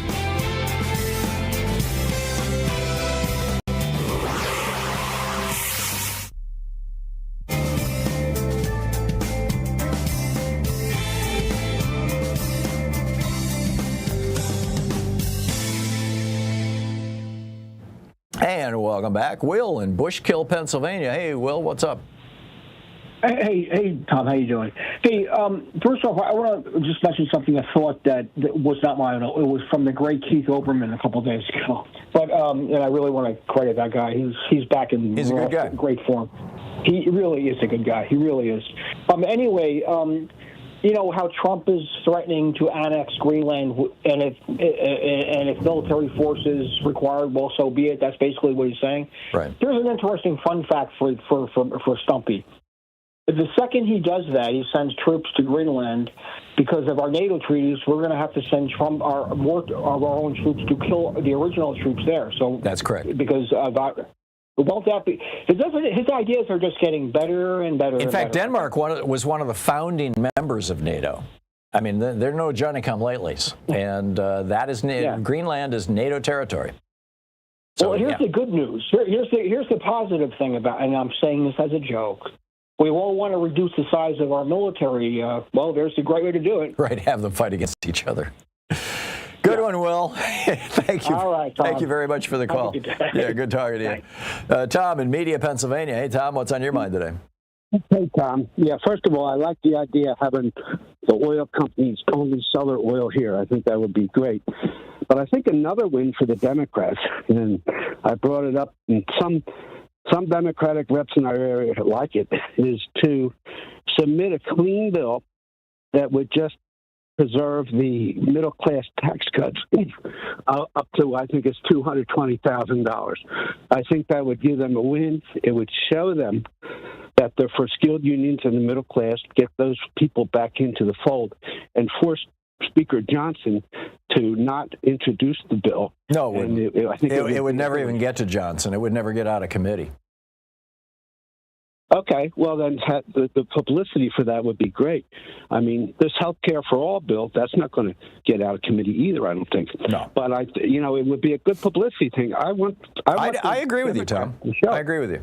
Okay. Because Mr. Pocan, he thought I was trying to trap him. I was trying to give him a softball. No, I got that. He was, and I corrected him afterwards. You probably heard. I said Tom's a good guy. He wasn't trying to get you to say something. No, I'm trying to give him a win because I'm a skilled union and I really want to be able to vote for Democrats.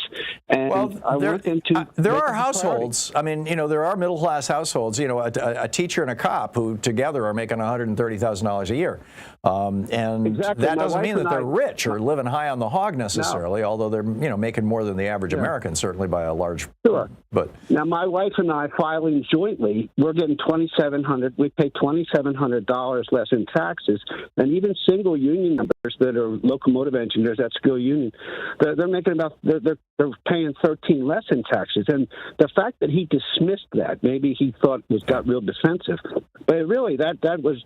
I taped this. I showed this to some of the union members. I'm retired, and this is my thing now.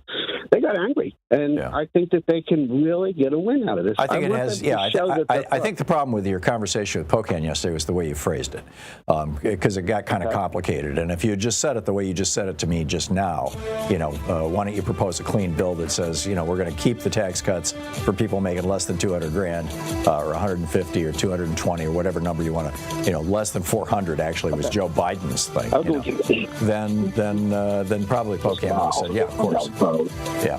Tom, I got to run. Thanks a lot for the call. 21 minutes past the hour. We'll be right back.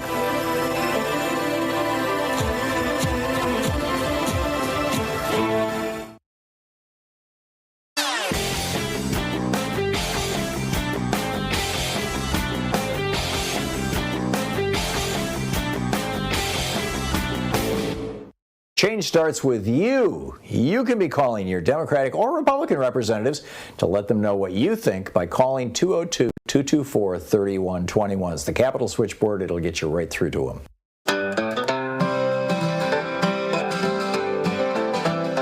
There's a game being played in the Capitol halls where billionaires tower and the common folk crawl. They cut through the safety nets we all depend to hand out tax breaks to their billionaire friends. They call it freedom, but the cost's obscene. Trading food for fortunes and hope for a dream. The people's voice grows quiet, the power shifts. Oligarchy rises on the back of their gifts. Back 22 minutes past the hour. Picking up your calls here on Anything Goes Weekend. Kevin in Santa Rosa. Hey, Kevin, thanks for listening to KNYP. What's on your mind today? Okay. I'm calling about the fires in L.A. Yeah. Nobody is talking about building fireproof houses. We have an attitude problem. And the so how do you build a fireproof house? How do you build a fireproof house? Well, one way you can do it is build it out of AAC, autoclaved aerated concrete. It's 4-hour fire rated. Right. You're not going to have a 2,000-degree fire outside your house for 4 hours. So what do you put a metal roof on it too? Yeah. And there's a problem in the engineering, the construction engineering industry. You have to be able to build a house that is seismically sound, is fireproof, and it's still energy efficient. Right. It's solvable, but nobody cares. Well, or nobody has the resources. I mean, building a house out of concrete is going to cost a hell of a lot more than building a house out of wood, isn't it? AAC is not all that expensive. Well, compared to wood? Yeah, compared to wood. Wood's gotten expensive too, you know. Yeah, but when you build a house out of wood, you've got an awful lot of airspace in there. When you build it out of concrete, I don't think you do. I think you've got a lot of material. It's 8 inches thick. Yeah, it's going to be a lot heavier. There's going to be a lot more material there. But you know, I get your point. My guess is that what's going to come out of this is probably a reform of our insurance laws, a serious rethink of zoning laws, you know, and hopefully, you know, reconsideration of the way that we're using fossil fuels. And also, as you suggest, you know, how we build our houses. I mean, we did this with earthquakes. You wouldn't build a house out of paper and then insure it against rain. Yeah, no, like I said, we did this with earthquakes. The house that I live in was built right after 1980, and in 1980 here in Oregon, they changed the building code so that the house has to be relatively earthquake resistant. The house has to be anchored to the foundation. Houses prior to that are not. The same thing in California. AAC is 80% air. Yeah. Oh, okay. A 2 foot by 1 foot block, 8 inches thick, weighs about 40 pounds. Yeah. Okay. I get it. Kevin, thank you. Bob in San Jose. Hey, Bob, what's up? Well, I'm curious to know what you think will happen when our soon-to-be dictator issues an order to invade Panama. Well, he's not going to do that. He's just trying to avoid paying his taxes down there. Well, what I'm getting to though is he's rattling sabers now with Greenland and Panama, and possibly other countries as well. And my question is, when he issues an order to do something, isn't he violating our I guess it's a treaty obligations? That's international law, and where does our military come down? Do they follow the orders, or do they say that's an illegal order? I'm not doing it. Remember, we have a history of looking at Nuremberg, and saying I'm just following orders is not an acceptable defense. Yeah. I think that Trump's his hissy fit about Panama was, number one, Jimmy Carter was the guy, even though he didn't initiate the process. Nixon actually initiated the process. But Jimmy Carter was the guy who signed the treaty to give the Panama Canal back to the Panamanians. And it was a good idea. It was a good thing. It was the right thing to do, number one. But Ronald Reagan campaigned against Carter on that. And now Jimmy Carter is dying, or had his funeral, and so Trump suddenly starts talking about Panama. I think it was his way of trash-talking Jimmy Carter, number one. Number two, by talking about using military force to invade sovereign nations, specifically Panama and Greenland, what Trump is doing is he's saying what Putin did to Ukraine and what Xi is contemplating doing to Taiwan is acceptable. The United States could consider doing that. We have never said that before, at least not in the modern era. I mean, you could go back to arguably James Monroe or Polk or Garfield, but in the modern era, we have always, particularly since World War II, certainly since I believe since World War I, we have gone with this idea that you don't change national boundaries by violence, by force. Bob, thank you for the call. But Trump is contradicting that. You're listening to the Thom Hartmann Program. Call 202-808-9925. 27 minutes past the hour, picking up your calls here on Anything Goes Weekend. I'll be right back with you.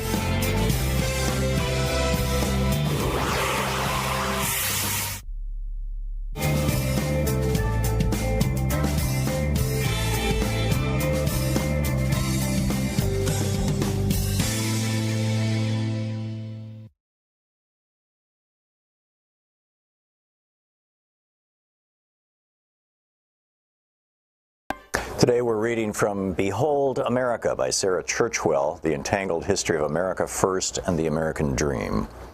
This is from the prologue. On Monday, 30 May 1927, a cool day with showers forecast, New Yorkers were gathering for the annual Memorial Day parades around the city. It was only 9 years since the end of the European War, into which America had been so reluctantly drawn and Europe had suddenly become closer than ever before. Precisely 10 days earlier, Charles Lindbergh had completed the first solo flight across the Atlantic in the spirit of St. Louis, and no one had yet stopped celebrating.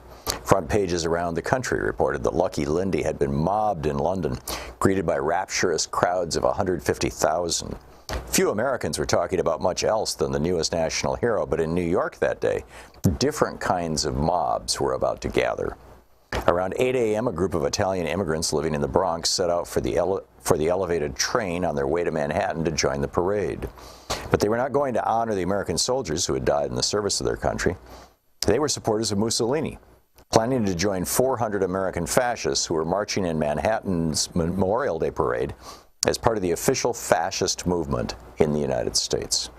They had been invited by the parade's organizers, to the outrage of many anti-fascists, including Italian nationalists and anarchists who threatened violence if the invitation wasn't rescinded. It wasn't. Like all his fellow fascists intending to march that day, Joseph Carisi was wearing the black shirt uniform, sporting leather boots, jodhpurs, a black cap, and carrying a steel-tipped riding crop.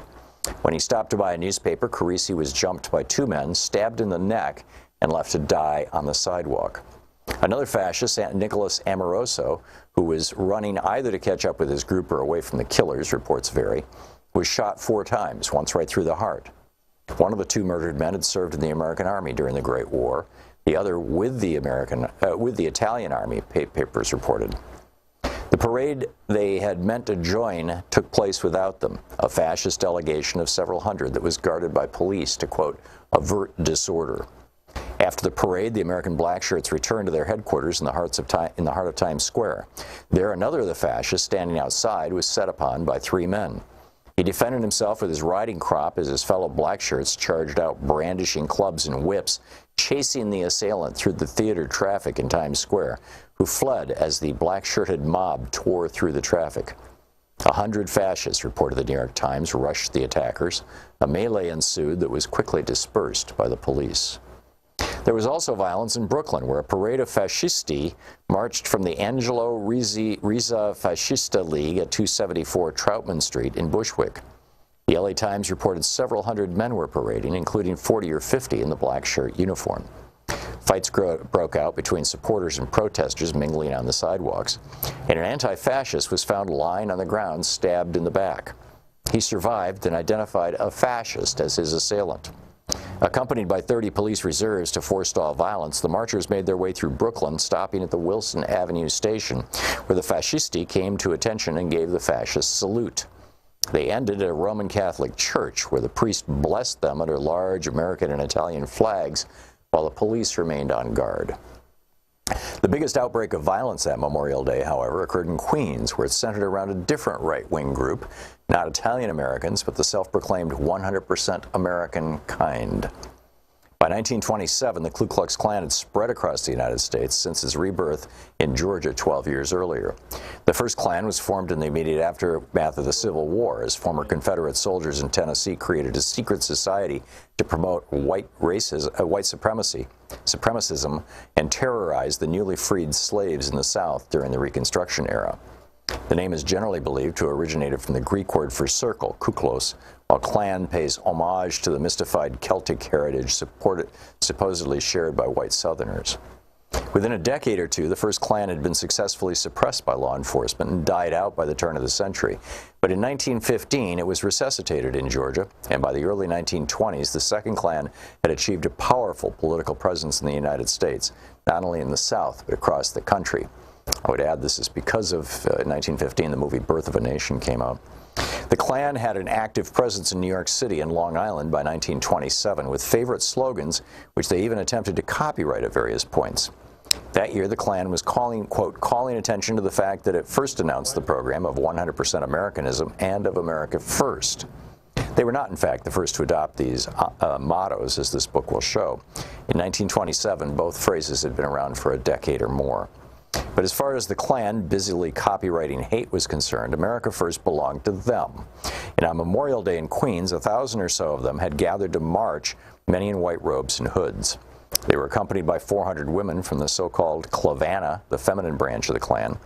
Some of the reported 20,000 spectators in Queens that day objected to the Klan's presence, as others defended their right to march. Scuffles broke out, and it turned into a riot. Women fought women, and spectators fought the policemen and the Klansmen as their desire dictated, said a newspaper. Klan banners were shredded, and 5 of their number were arrested, said initial reports, while a few others were caught up in the confusion as well. The book, Behold America, Sarah Churchwell.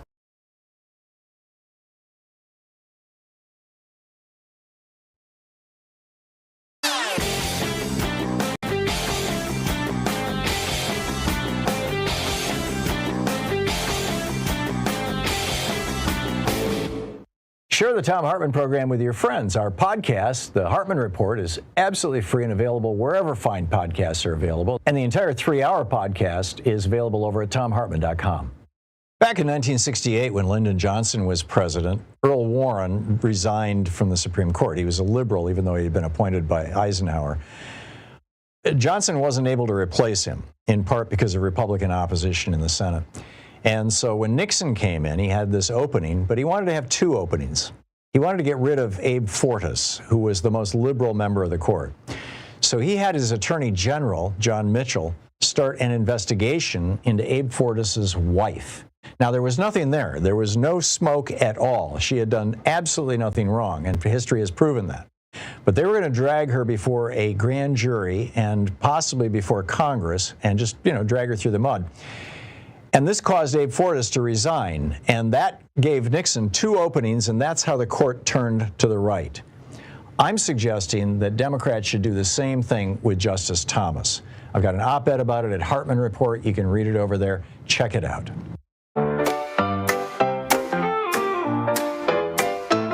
Wake up with the sunrise, feeling so alive. Turn that radio on, let your spirit fly. You got a thought to share. Welcome back, 35 minutes past the hour. Picking up your calls here on Anything Goes Weekend. Roger in Seattle. Hey, Roger, what's up? Couple things.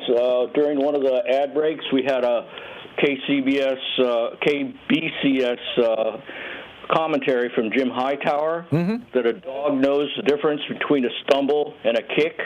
And that reminds me of a comment a black friend gave me, that the black overseer's kick would hurt just as much as the owner of the plantation's kick.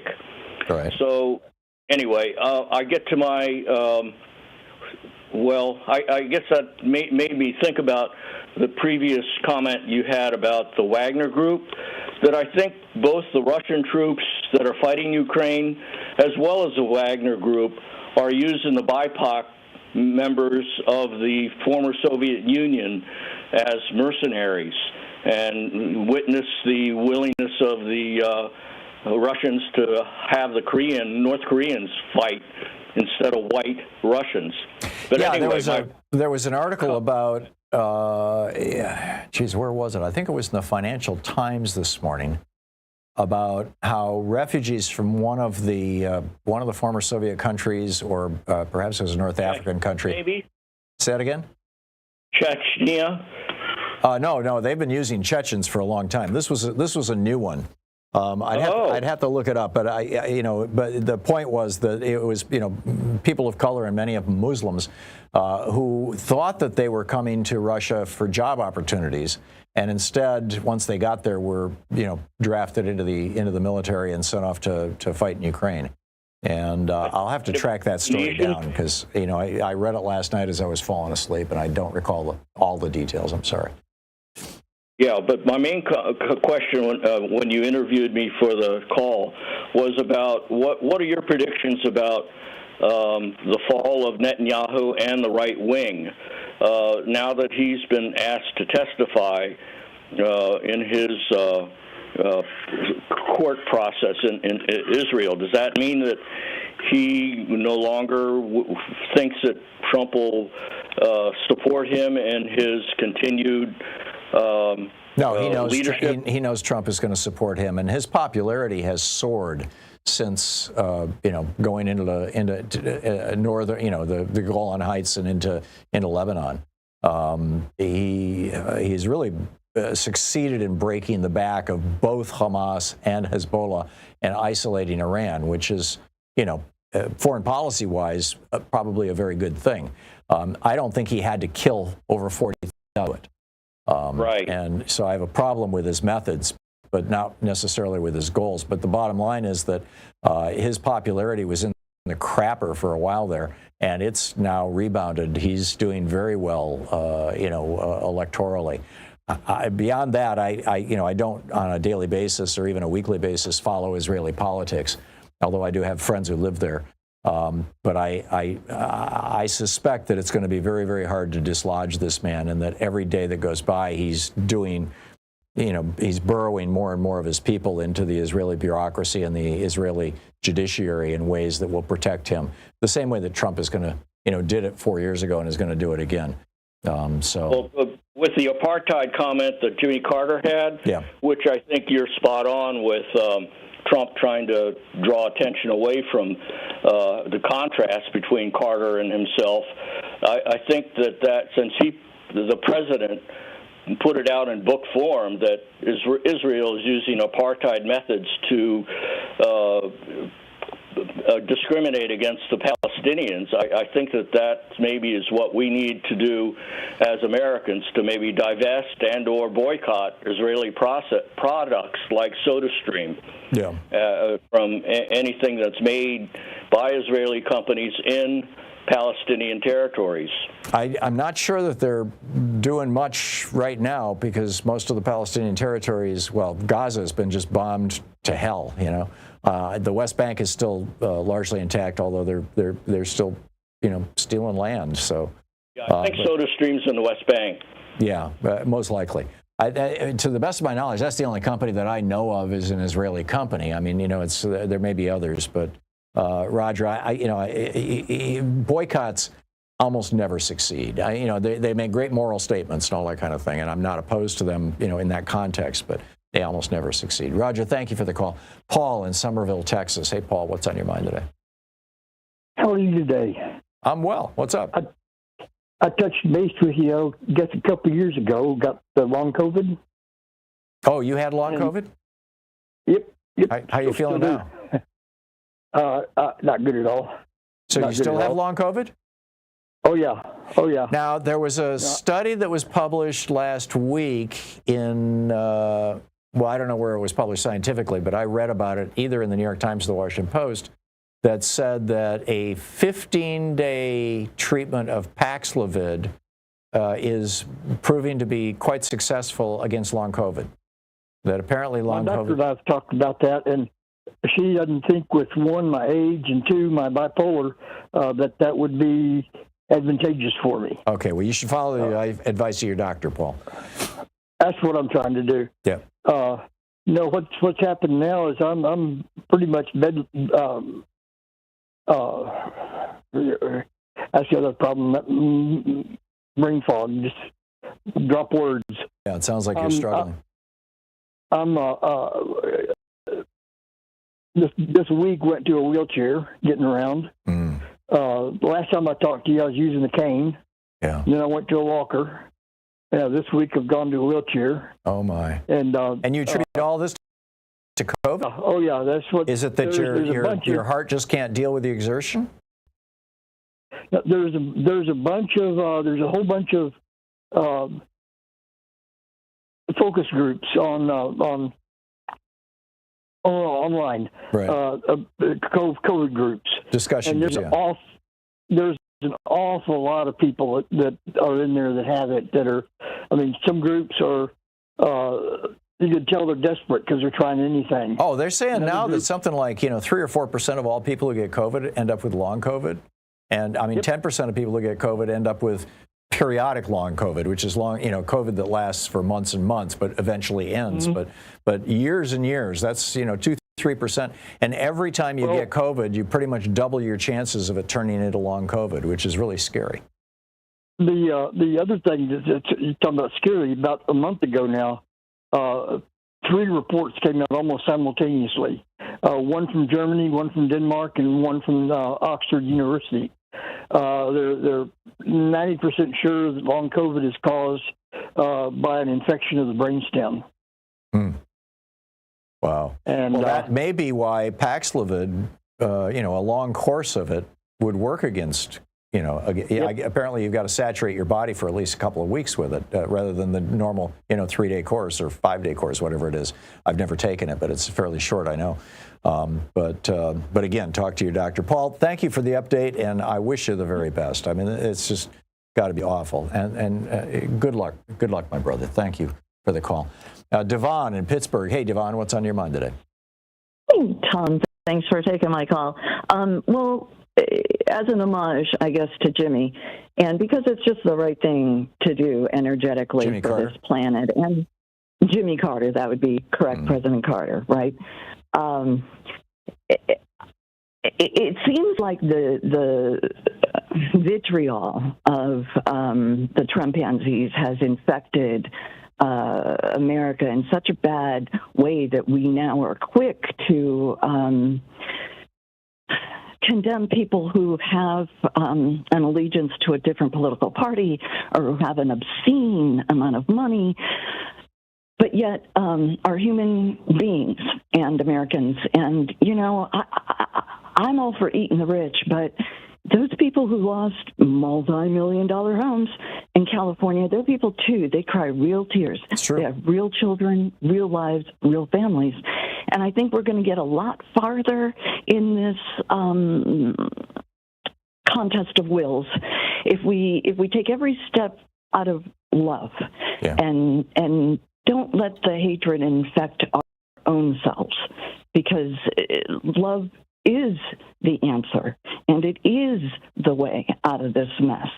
So as hard as it is, and I know I have, family on the other side of that fence, but it's hard or cool. We got to keep love front. Well, I agree with that, and I don't think anybody is delighting.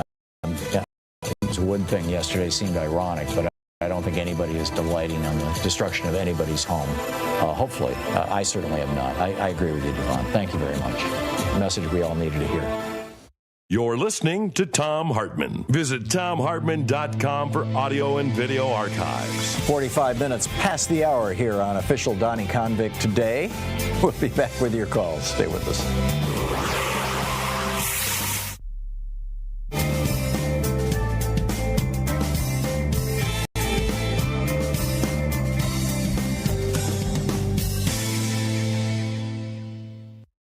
And welcome back. Matt in Portland. Hey, Matt, thanks for listening to X-Ray FM. What's on your mind today? Hey, how's it going? I was wondering, now that we have Trump, it's like, I like how you always say, like, democracy is not we have to participate. I'm just like, what do we do? It's like the Democrats aren't doing what we want. The courts aren't doing what we want. So, like what do we do? Like, I'm getting behind Democrats isn't helping. Like, they just picked Connolly over AOC. I mean, even Biden, even Harris. It's like, I know. They're not doing what we want. We definitely don't want Trump. The courts aren't going to help. The Constitution's not helping. So I don't, where do we go? Like, voting? What do you suggest? I suggest infiltrating the Democratic Party and taking it over. Yeah. I mean, a third party is not going to work. Supporting the Greens is just shooting yourself in the foot. Whining about it doesn't do any good. It just makes us all feel bad. But if you show up at your local Democratic Party meeting, and there's one here in Portland, you show up at your local party meeting and say, I want to be a member, I want to participate, I want to become a precinct committee person if I possibly can. Places it's a voluntary position. Sometimes you have to actually run for it, and it's a paid position. It depends on where you are in the country, and I don't know the details here in Portland. I'm sorry, but of how you become a precinct committee person. But the precinct committee people are the ones that when your congressmen or women and your senators come back into town from Washington, D.C., they're the first people that they meet with. They're the people who have the loudest voice in the entire state. They're the people who write the platform for the party for the state. They're the people who help select who the primary candidates are going to be. They have enormous power. And if we're going to have this is what happened in 2010. After Obama was elected in 2008, in 2010, the Tea Party got together and the Concord Project, and I published a piece about this 2 weeks ago, including a couple of videos from the Concord Project. You can find them over on YouTube, where they came out and they said, the most powerful political office in America is precinct committeeman, and you can typically just walk right in and become one, and you become the and this was Tea Party, right? He was like, if you're in a position to make sure that all the primary candidates are all Tea Partiers, then it doesn't matter which one gets elected, because you're going to have a Tea Partier as your general election candidate, right? If you're writing your party platform, and this is how the cokeheads, this is how the right wingers who were following the Koch brothers and all the other billionaires, this is how they took over the Republican Party. It was literally from the ground up. Also they had a lot of money, top down, but mostly from the ground up. They're, running for school board, for example. So that's, I don't see an alternative, Matt. Joining part of Indivisible or, Democracy for America or, Move to Amend or whatever. I mean, there's some great organizations out there to join, Public Citizen and whatnot. And I am not discouraging any of that. But if you really want to see political change, you've got to get inside the party. Take it. I guess my only concern is like you get in and you do all this stuff on the lower level, but the people at the top are all taking corporate money. So any good progressive idea that does get manifested at a lower level, as soon as it raises the ranks and it gets to the higher level, it's not always the case. Nothing happens. A, it's not always the case, and B, those people at the higher levels, they started out as precinct committee people. By and large, I mean, that's how, so like I said, don't just show up alone. Bring 4 friends with you. We need to take over the Democratic Party. I don't see an option. Matt, thanks for the call. It's 10 minutes before the hour. We'll be right back.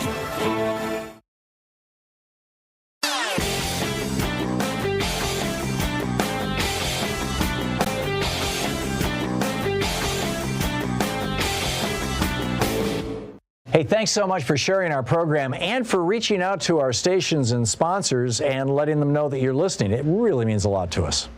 Neighbors whisper, afraid to speak. The strong grow stronger, the free grow weak.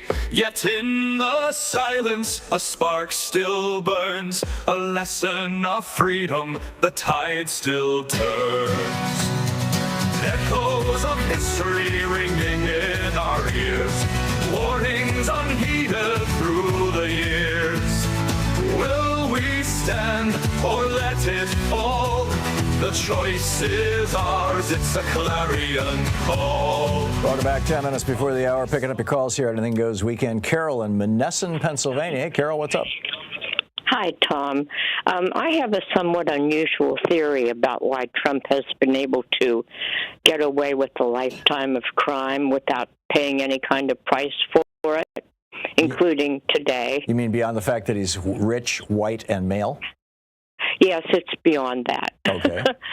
Okay, like you, I was born into a Protestant family, and I had my traditional 12 years of Sunday school, and I remember thinking about maybe around the age of 13, how can anyone believe this crazy story, it didn't make any sense to me at all. And I became an agnostic for many, many years.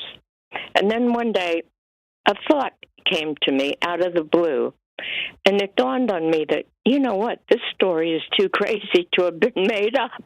If you're going to make up a story, you'd have done better than that, you know? And I started doing some reading, and luckily I had several years of Latin in public high school, actually. And I started to read, for example, the Summa Theologia by Thomas Aquinas. Oh, my. And that's dense reading. Yeah, it was heavy reading, but it was very worthwhile. And I came to believe that it's true, you know. And I became a Catholic many, many years ago, which I have never regretted for a moment. But I do believe in evil. And I honestly believe that Donald Trump is evil incarnate. I think he is so evil that if he does get inaugurated, he will take down this country, and he may destroy not just this country, many parts of the world. And I believe that he will do that if he is elected, inaugurated. And I do believe that he is evil incarnate, and I do believe in Satan. Yeah, that's my theory. I know most people don't agree. I get it, Carol, and whether you believe that an evil person like Donald Trump or Adolf Hitler, for that matter, or anybody kind of in between, is evil because they were born that way, kind of the Calvinistic view, predestination, or because they were taken over at some point in their life. They basically gave their life over to Satan. Or if you believe, as I do, that they were just badly wounded human beings who deal with their wounds in ways that are evil and may have a brain twist that causes them to be a psychopath. I don't think it matters. The consequences are the same. People die, horrible things happen, and evil people like Trump more often than not skate, and at least until the very end. It might be comforting to think that somebody like that would burn in hell, but I don't believe in that. But although I do consider myself to be a Christian. But that's that. Setting aside the theological argument, I think the big question for our day, Carol, is how do we deal with evil? Well, we deal with evil by recognizing it for what it is to begin with, and try to overcome it, because according to the Bible, evil is overcome by good in the end. Yeah. We have to, and that was, Martin Luther King, had one strategy for dealing with evil. Abraham Lincoln had another. So it's like, we've got some big choices ahead of us. Carol, thanks. You raised some really big topics. Oh, thank you. Yeah, good talking to you.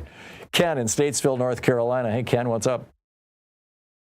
Tom. Hey. You was talking about wanting to put women in prison if they couldn't prove rape and everything. I'd really like to talk with you about 2 hours on that, about what's happened in the reproductive stuff. And in North Carolina? What the government is doing on all of this right here, they're actually not telling the people the truth. See, I'm certified in artificial insemination of cattle, and I was basically running a fertility clinic for cows. And the same thing is going on with the human fertility rates. And population declines already started in some countries, and they're trying to force all the women that's healthy enough to carry a baby to term to have those babies in order to support the population. Especially if they're white. It's the billionaire class there. They're fearing population decline because without the people, the billionaires can't sustain themselves. Well, and people like Donald Trump, they don't do anything. Somebody else has to sustain it. And let me take it a step beyond that. The reason that the Renaissance happened back in the 1300s, as I recall, after the Black Plague, was because there was a shortage of labor. And as a result of the shortage of labor, workers organized themselves into guilds, the very first unions, and demanded higher wages. And that produced a middle class, and that produced the Renaissance. And then, so right now, there was a piece in the Financial Times yesterday about how the next year is going to be the first year in American public schools where we're seeing the so-called demographic cliff, where you're going to see a drop in enrollment, where the population, the indigenous population, or not indigenous, but this multi-generational citizen population of America is actually starting to decline. And the only reason the country is growing is because of immigration. And that has, as you point out, a bunch of right-wingers just hysterical. I think it's a good thing. I think fewer people is a good thing. I think it drives up wages, as you point out. The billionaires aren't happy about it, but it drives up wages and more evenly distributes assets. But I got it. Ken, thank you for the call. That was fascinating. From cattle to humans, from the right wing's point of view, probably not a huge difference. It's the top of the hour. I'll be back with you on the other side of the break. It's Anything Goes Weekend. Stay with us.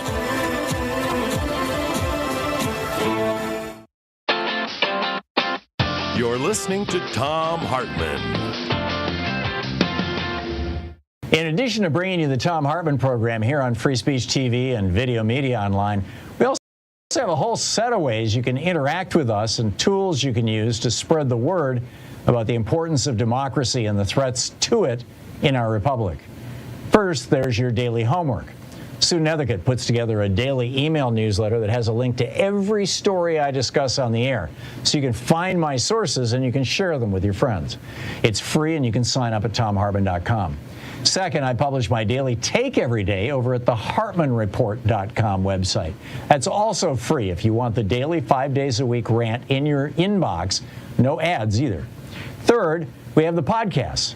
There's the free 1-hour version of our daily show that's advertising supported. You can find that wherever you get your podcasts normally. And then there's also the podcast of the entire 3-hour show with no advertisements, and that's available by subscription over at thomhartmann.com. So check them all out at thomhartmann.com and hartmannreport.com.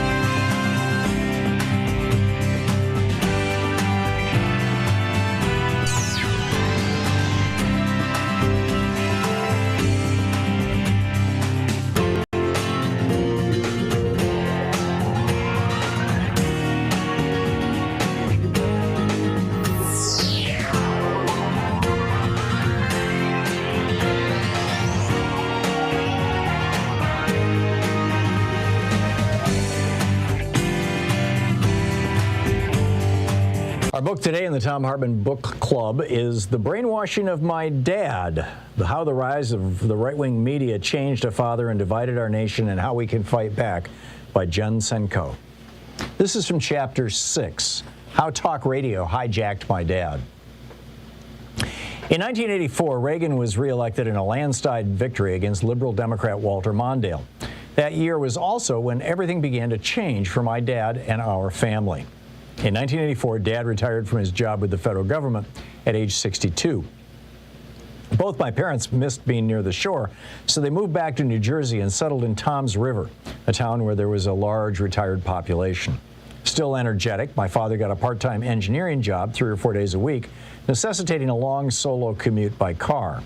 He didn't want to waste time on music while driving. He wanted to be stimulated mentally, and he discovered talk radio to keep himself company. At the time, Bob Grant was the dominant talk radio personality. Often called the conservative radio, Grant was an openly racist, sexist, far-right shock jock. On his WABC radio show, he referred to blacks and Hispanics as savages. He believed them to be inferior, and he once even called Martin Luther King Jr. a slimeball. With his combative and testy style, he was considered a pioneer of the talk radio format. Soon, Grant became my dad's commuting buddy. I didn't know Bob Grant from Joe Namath, but I did know I didn't care for his style of yelling at callers or hanging up on them if they disagreed with him. My mother was not a fan of Grant's either, and she delighted in telling me the story of how she ran into him one day. She was at the Ocean County Mall eatery, sitting at a table having lunch when she saw Grant walk in. She recognized him, and when he passed her table, she asked, "You're Bob Grant, aren't you?" He said, "Yes, I am." She said, "Oh, my husband likes you, but I don't." He had been walking away and turned to look back at my mother and gave a little laugh. She said she just sat there at the table and did not smile back. Gradually, it seemed my dad started becoming more agitated after listening to Bob Grant.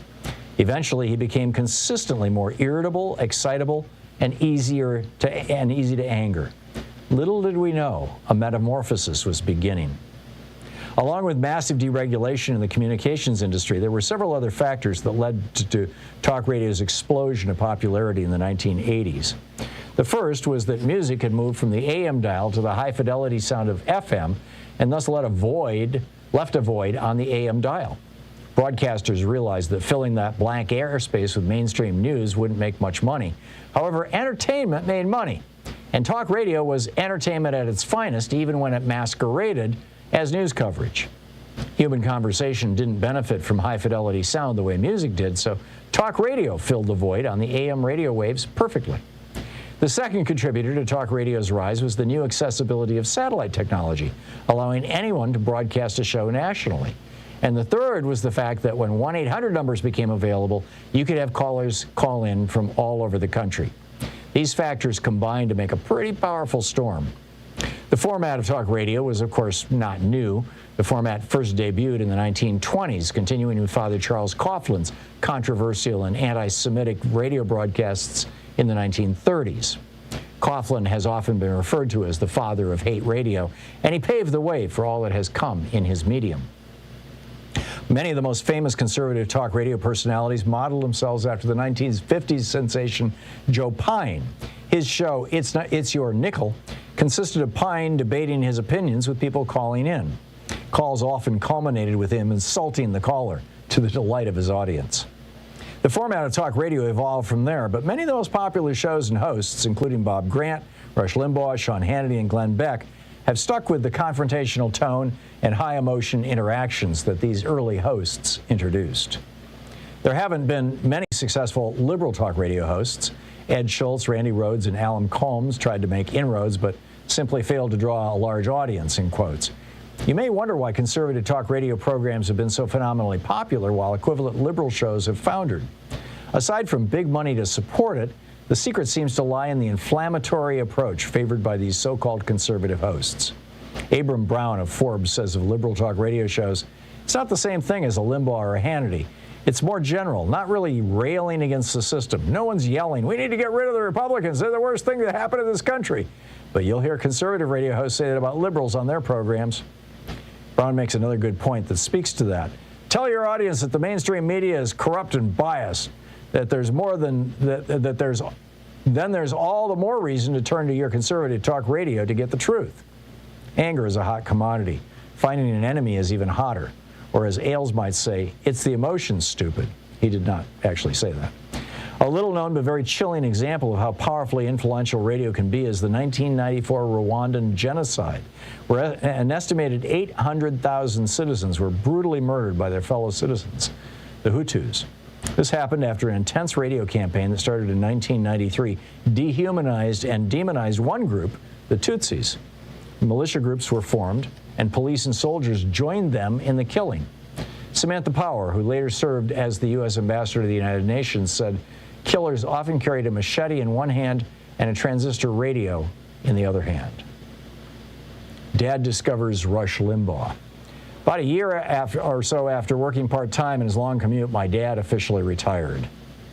The book, The Brainwashing of My Dad, by Jen Senko.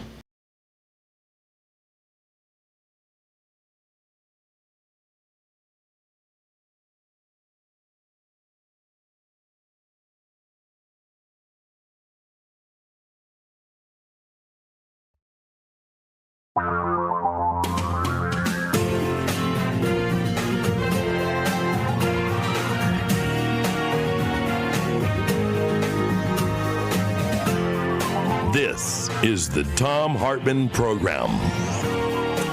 Welcome to the third hour of our program. Great question here, and this is Liberal and Proud posted this over on DemocraticUnderground.com, but I'm pretty sure it originated somewhere else. In fact, he notes, or she notes, I don't know, they note, this was on my Facebook feed. So an anguished question from a Trump supporter. Why do liberals think Trump supporters are stupid? So here's, a series of answers. That when you saw a man who owned a fraudulent university intent on scamming poor people, you thought, yeah, fine. When you saw a man who made it his business practice to stiff his creditors, you said, okay. That when you heard him proudly brag about his own history of sexual abuse, you said, no problem. That when he made up stories about seeing Muslim Americans in the thousands cheering the destruction of the World Trade Center, you said, not an issue. That when you saw him brag that he could shoot a man on Fifth Avenue and you wouldn't care, you exclaimed, he sure knows me. That when you heard him relating a story of an elderly guest of his country club, an 80-year-old man who fell off a stage and hit his head, and Trump said, oh, my God, that's disgusting. I turned away. I couldn't, he was right in front of me. And I turned away. I didn't want to touch him. He was bleeding all over the place. I felt terrible because it was a beautiful white marble floor, and now it changed color. It became very red. That when Trump said that, you said, oh, that's cool. That when you saw him mock the disabled, you thought it was the funniest thing you ever saw. That when you heard him brag that he doesn't read books, you said, well, who has time? That when the Central Park Five were compensated as innocent men convicted of a crime they didn't commit, and he angrily said they should still be in prison, you said, well, that makes sense.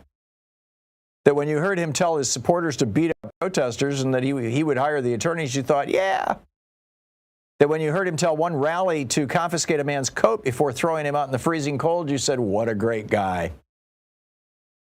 That you have watched the parade of neo-Nazis and white supremacists with whom he curries favor while refusing to condemn outright Nazis, and you've said, thumbs up. That you hear him unable to talk to foreign dignitaries without insulting their countries and demanding that they praise his electoral win, and you say, that's the way I want my president to be. That you've watched him remove expertise from all layers of government in favor of people who make money off eliminating protections in the industries they're supposed to be regulating, and you said, what a genius. That you've heard him continue to profit from his businesses, in part by leveraging his position as president to the point of overcharging the Secret Service for spaces on the properties that he owns, and you said, that's smart. That you've heard him say that it was difficult to help Puerto Rico because it was in the middle of the water, and you've said, well, that makes sense. That you've seen him start fights with every country from Canada to New Zealand while praising Russia and, quote, falling in love with the dictator of North Korea, and you've said, oh, that's statesmanship. That Trump separated children from their families and put them in cages, managed to lose track of 1,500 kids, has opened a 10th city incarceration camp in the desert in Texas. He explains, after all, they're just animals, and you say, well, okay, then.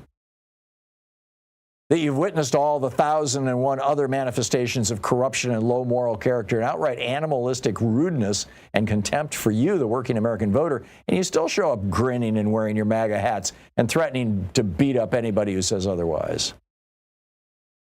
That what you don't get, Trump supporters, is that our succumbing to frustration and shaking our heads thinking of you as stupid may very well be wrong and unhelpful, but it's also, hear me, charitable.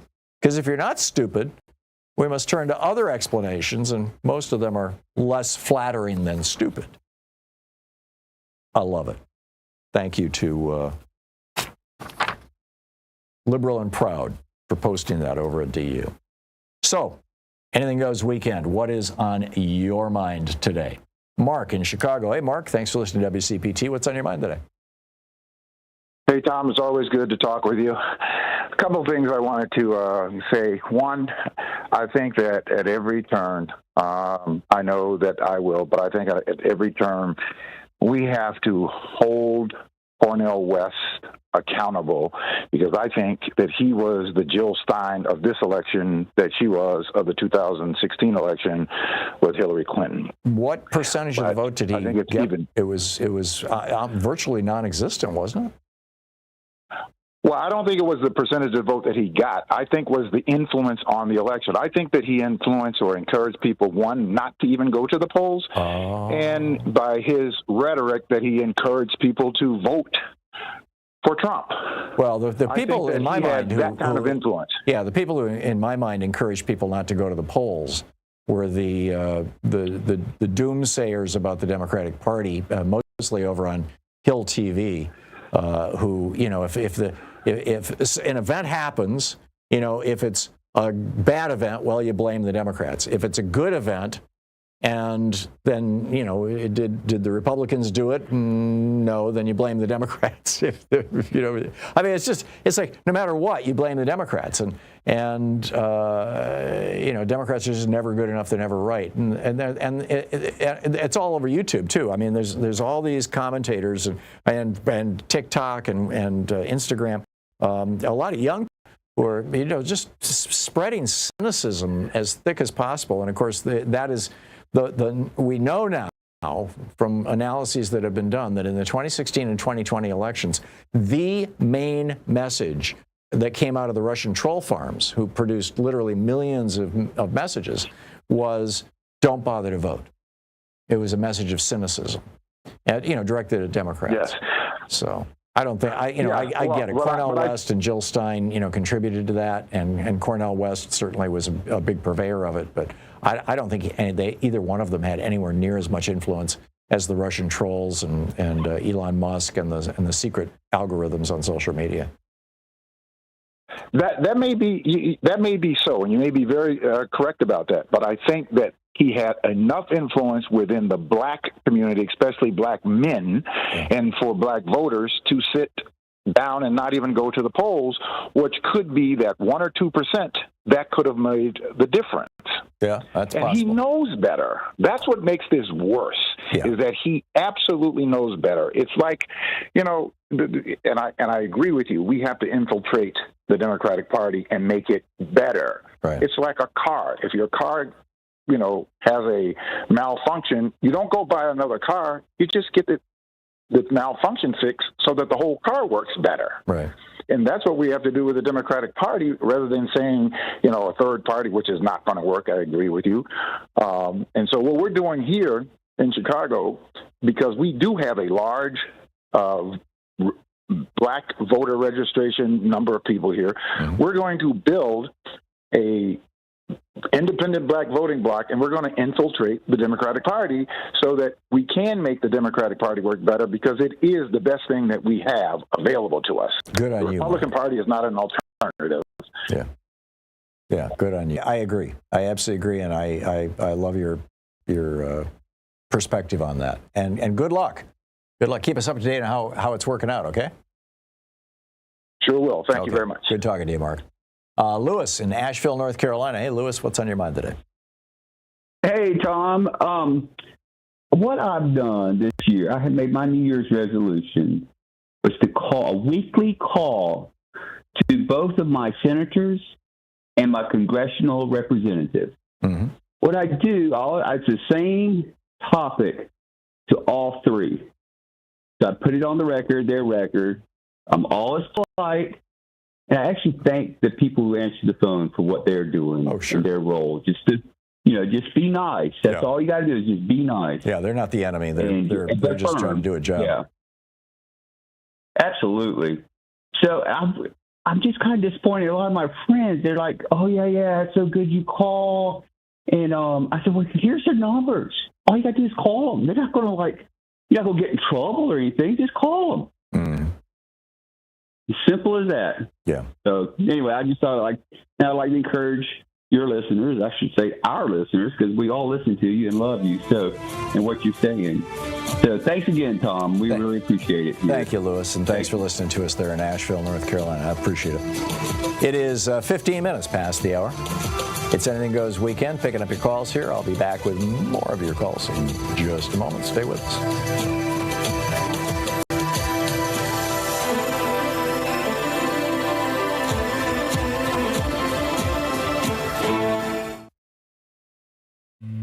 This is the Thom Hartmann Program. We'll be right back with more of your calls in just a second. Stay with us.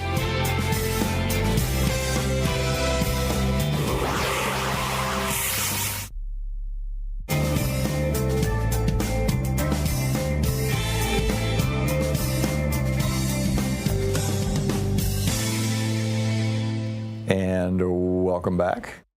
Picking up your calls here, Larry in Los Angeles. Hey, Larry, what's up? Hey, well, it's Jobs Friday. And I would like to disagree with your caller, Mark, and yourself in trying to infiltrate the Democratic Party. The party that actually has done the best for America than any other party in probably world history, and maybe infiltrate the Republican Party, the one that's broken. If it ain't broke, don't fix it. The Democratic Party is not broken. The Republican Party is absolutely a disaster. Huh. And if you can tolerate hanging around with a bunch of Republicans, go for it. Well, you go in there, and then you start talking about the fiscal responsibility. Yep. Isn't that a Republican issue? It is. You talk about how dare Trump try to jack up the national debt? The rule of law. Isn't that a Republican historically? aspect? I mean, it isn't anymore. That's the problem, Larry. Neither one of those things have been Republican principles really since the 80s. They just still talk about it. Well, Joe Biden just saw a stellar jobs report, and he's up to 16.7 million jobs in his first term. He has seen job growth in every month that he was president. That is an all-time record. No president has done that in the first term. Of course, Obama did it in his second term. So those are the only two presidents in history that actually saw no job losses in a full term. Wow. So rather than going after that party that shows that kind of excellence, why don't we get the trash party that Putin took over? Yeah. The trash party that the Dixiecrats took over. The trash party that these people who were calling themselves the Tea Party, they took it over. The Republican Party, Donald Trump took the Republican Party over. Go after the weak party, the party that can't do anything right except for give us a recession every time they get in the White House for the first time. Yeah. Why don't we go after that garbage party, the felon party, the party that actually gets indicted time and time and time, the lawless party, the corrupt party, the Lucifer party. Go after that evil party. Well, I would think, Larry, if you lived in a red state, I mean a really deep red state where there's no possibility the Democrats are ever going to really have a lot of control, going in as a camouflage Republican, or as a progressive, just call yourself a Teddy Roosevelt Republican or a William Howard Taft Republican or an Abraham Lincoln Republican, Ronald Reagan Republican. You could to a large extent. I mean, you'd have to adopt certain BS positions, but no. Well, just like I said, you just go out and talk about we're the party that's going to reduce the deficit. He didn't do it, but at least he talked the talk, and people who talk the talk. Sometimes they win. Yeah. Well, Clinton reduced the deficit. Carter reduced the deficit. So we go after the Nazi party. We go after the Hitler party. Yeah. We go after the party that tries to take the vote away from black people, from other minorities. Go after that party. I get it, Larry. You make a compelling argument. Larry, thank you. It's always so nice to hear from you. I appreciate the call. It's 20 minutes past the hour. We'll be in a few seconds. We'll be right back with more of your calls in 60 seconds. Stay with us.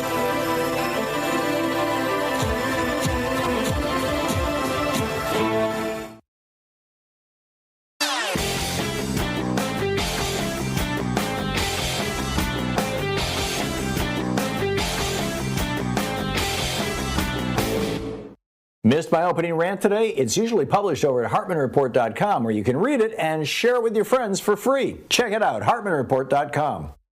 From Los Angeles to Columbia, South Carolina, from Birmingham, Alabama to Baltimore, universal basic income programs are chalking up proof after proof of their viability. Basically just giving people, low-income people, poor people, somewhere between $500 and $1,500 a month, no strings attached, is lifting people out of poverty, getting them back on track, getting them into solid middle-class jobs, helping their children tremendously. This works. Now, we don't have to do UBI in the United States. We're the only developed country in the world that doesn't have a national health care program. Health expenses are whacking a lot of low-income people. We're the only developed country in the world that doesn't have free college education. Education expenses expenses are whacking people. There's a lot we could do. We can subsidize housing. We can subsidize food. We do that with food stamps. We could expand it. There's a lot we could do to benefit from this. There's a whole report about that over at hartmannreport.com. Check it out. Federalist words lost in the wind. What's left of the dream they tried to defend. Our founders, they knew, they painted it clear. A republic betrayed by silence and fear. But they tore it apart, $1 at a time. Bought off the judges, crossed every line. A country on fire, truth in disguise. Oh, Hamilton warned us, but we closed our eyes. They twisted the rules. Yep. Alexander Hamilton warned us about politicians of low moral character. Here we are. Welcome back. Picking up your calls here. James in Columbus, Ohio, listening to WGRN. Hey, James, what's up? Oh, I'm still alive. Hey, buddy. It's been a while. Well, thank you. I need you to get your mouth closer to the microphone, James. Let me turn it off speaker then, and that would be best. Got it. Anyway, I want to wrap some calls up that you had there and chime in. By the way, good and evil, they're just a binary concept to help explain the complexities of humanity. So I don't really buy into the whole religious argument of good and evil so much. And Cornel West has always been an idiot. He's kind of like Al Sharpton. I disagree. Good as bad. I don't know Cornel West well, but I've probably a couple hours with him altogether over the years. On several different occasions, we were both at the same speaking venues. The last time was probably 15 years ago. I remember seeing him interviewed on like some MTV shows. And he's just an attention grabber. Well, he is. I mean, he's got a big ego, but he's a very smart guy, and he understands history. And I'm just I was so disappointed by his candidacy. But let's move along, James. Let's move on from that. Yeah, it's the ego that gets me. But anyway, so like I said, I'm still alive. I'm doing fine. I'm saying this because of the rough November, but I got the Cavaliers to fall back on. They're having an awesome year, and I got my music, and I believe that the next 4 years are going to produce amazing music, because if you look back in history, when the Republicans are doing their thing, artists get out there and do their thing too. So we can get by with a little help from our friends. Thanks, Ringo. I'm with you. And here's my main point. We the progressives, we're so offended by the Don's hubris. We got no perspective of our own hubris, the hubris of doing the people's work. We think we do it, but if we were doing our best work for the people, we wouldn't feel so utterly defeated right now. But the good news is that myself and many others like myself are natural underdogs, just like my Cavaliers, and we're better suited for this kind of fight. And I also want to say that you're spot on infiltrating the Democratic Party. That to me rings a bell, so true, because I'm from Ohio. I live in Columbus. I've never been a Democrat, and this party in my town is such a joke, and they're to blame for Republicans running Ohio. Yeah, so take them over. And the important thing is that another caller said is just be nice. Yeah. That's the main key here. And you remind me of that when I kind of got onto Cornel West a little bit. Just be nice. Yeah, there you go. Well, James, thank you, and good luck. Keep us up to date on how it's going in Ohio. I appreciate it.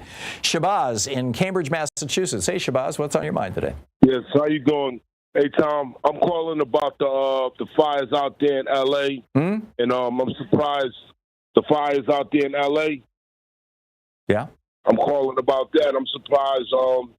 I didn't see you talk about really these drone situations been going on, and been drones flying around out there in the fires, in the middle of the fires and everything. And wherever the drones be flying, it'd be like a major catastrophe going on at the same time. And I'm saying that the fires I think that was planned out. They going to the fire hydrants with no water in the fire hydrants and everything. And a billionaire own most of the water system out there in Cali, sold off the rights or whatever. So I'm wondering what you think of that. Apparently the reservoirs are full. The problem is that the city was not designed with water pipes big enough to deal with this kind of a crisis. Nobody expected the entire town to basically burn down, A. And B, when houses catch on fire and pipes melt or walls collapse, what happens to the water pipes in that house? They break. And what happens to broken water pipes? They spill water all over the place. So if you've got 200 homes that are spilling all their water, you're going to lose all your water pressure in your fire hydrant. So, it's, I realize that, eventually they can get around to shutting off the water, but, it's a real crisis, and it's a crisis that is caused by the fire as much as anything else. I don't think that LA could have ever planned for this, although I'm sure that there will be a whole lot more, just like the way that they've dealt with earthquakes or, after the San Francisco earthquake, there'll be a lot of stuff going forward. But Shahbaz, I'm sorry, I'm out of time. I got to run. But yeah, I'm not into the drone theory here. I think this is global warming. This is what we're seeing, and we're going to see a hell of a lot more of it over the coming years. You're listening to the Thom Hartmann Program. Call 202-808-9925. Just 3-4 years ago, we had Oregon on fire. I mean, just a absolute all along the ridge lines and the mountains and everything. So we've seen it.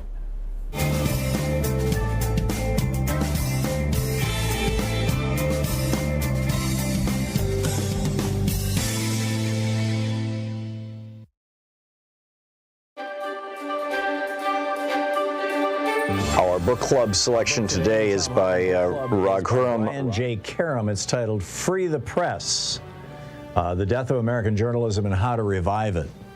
This is from the very last chapter, page 265. My father once told me that if you have a complaint, then you'd better have a solution. People bitch about everything, he routinely told me. They seem to like it more than solving problems. I've often thought about that as I spent a career covering the news. It is increasingly popular to merely ignore those things with which we don't agree and treat people the same way. That's hardly a solution. It only creates more problems. My pop also preached to me about adaptability, as did Alan, and that is a lesson I've tried to apply to every part of my life, to adapt. By the time Alan was preaching the same thing, it was a lesson I'd already learned, though it's still much appreciated. Today, the changing media landscape calls for adherence to some of our strictest tenets, while at the same time adapting to how we deliver the news to the public. Our democracy demands it. The local paper is perilously close to completely disappearing. Large swaths of this country live in news deserts. According to a study published by Axios in June 2021, the United States has lost some 37,000 newsroom jobs since 2016. And according to a study released on May 1st, 2021, by the University of North Carolina School of Media and Journalism, more than 1,300 communities across the United States have lost all news coverage. Among the findings in the study, about 20% of all metro and community newspapers in the United States, about 1,800, have gone out of business or merged since 2004, when about 9,000 were being published. Hundreds more have scaled back coverage so much that they're becoming what researchers call ghost newspapers. Almost all of the newspapers still publishing have also scaled back, just less drastically. Online news sites, as well as some TV newsrooms and cable access channels, are working hard to keep local reporting alive, but these are not taking root. These are taking root more slowly than newspapers are dying. Hence the 1,300 communities that have lost all local coverage. To adapt to this undeniable fact, we have to make newspapers more viable and easier to sustain. We cannot afford to let newsrooms disappear because they play a vital role in delivering information that the internet cannot reproduce. When you go to the internet, you're usually on a hard target searching for information. When you pick up a newspaper, you're scanning for information and are open to read anything presented to you. You may not know what to search for, but you know what you want to read when you find it. Newspapers are smorgasbords of information. The internet isn't and cannot be set up that way. So how do we save newspapers? There are a variety of business models currently under consideration. Nonprofits hold promise, but as of yet, we haven't gotten the needed solution or the needed traction. A big push was made to save the Baltimore Sun through a nonprofit, and this may indeed be the best way to save newspapers, since the job they do for society is completely incompatible with capitalism. Quote, "There's no question about it. I don't think any problem facing the country is more severe than what is facing our news information infrastructure," end quote, Michael Copps, formerly of the Federal Communications Commission, told me. Quote, "I saw it. First call I got was from the chairman when I joined the FCC was about the merger of Fox and Chris Kraft. That set the tone. I was going to the FCC. I thought going to the FCC was the coolest job on earth. We'd be serving the public. And then I realized I spent a lot of time meeting with CEOs who wanted to seek approval of their mergers. The FCC more often than not approved the mergers. Then a rival would come in and gripe and say in order to compete, they had to have a merger too," end quote. The free market obviously isn't the answer. It only allows politics and information today to be played and reported on as sport. Walter Cronkite, Dan Rather, and others saw it coming. This is a very steep mountain to climb, and there is no commercial solution to the problem. The corporate consolidation, as Copps told me, is too embedded in the system. How do you get beyond that? The government has to exercise its antitrust laws, and we need to think about public media. Put the brakes on corporate mergers. Subsidies are the key, Victor Picard, the University of Pennsylvania communications professor, explained to me. He works at the intersections of U.S. and global media activities and politics, the history and political economy of media institutions, and the normative foundations of media policy. Quote, "It's the commercialization, the dedication to clickbait, and profits above all else. That's what's driving this. There's no commercial incentive to do it right. Journalism often isn't sexy," end quote, he said. While there isn't one perfect model, Picard said he could see subsidized subscribers or a voucher plan. Everybody gets a $100 voucher and they can buy media of their choice. It guarantees a certain method of support. Subsidize the news outlets themselves. My preference is to radically expand and reform our public broadcast system so that they can actually be politically independent, end quote. Pickard also supports public media centers in every country. Public libraries, schools, and journalism schools. That's my radical plan. It's healthy to have a mixed system. Independents, nonprofits, public benefit corporations, and standards for for-profit companies. The driving force today in journalism is capitalism, and it's driving our journalism into the ground. The book is Free the Press, The Death of American Journalism and How to Revive It.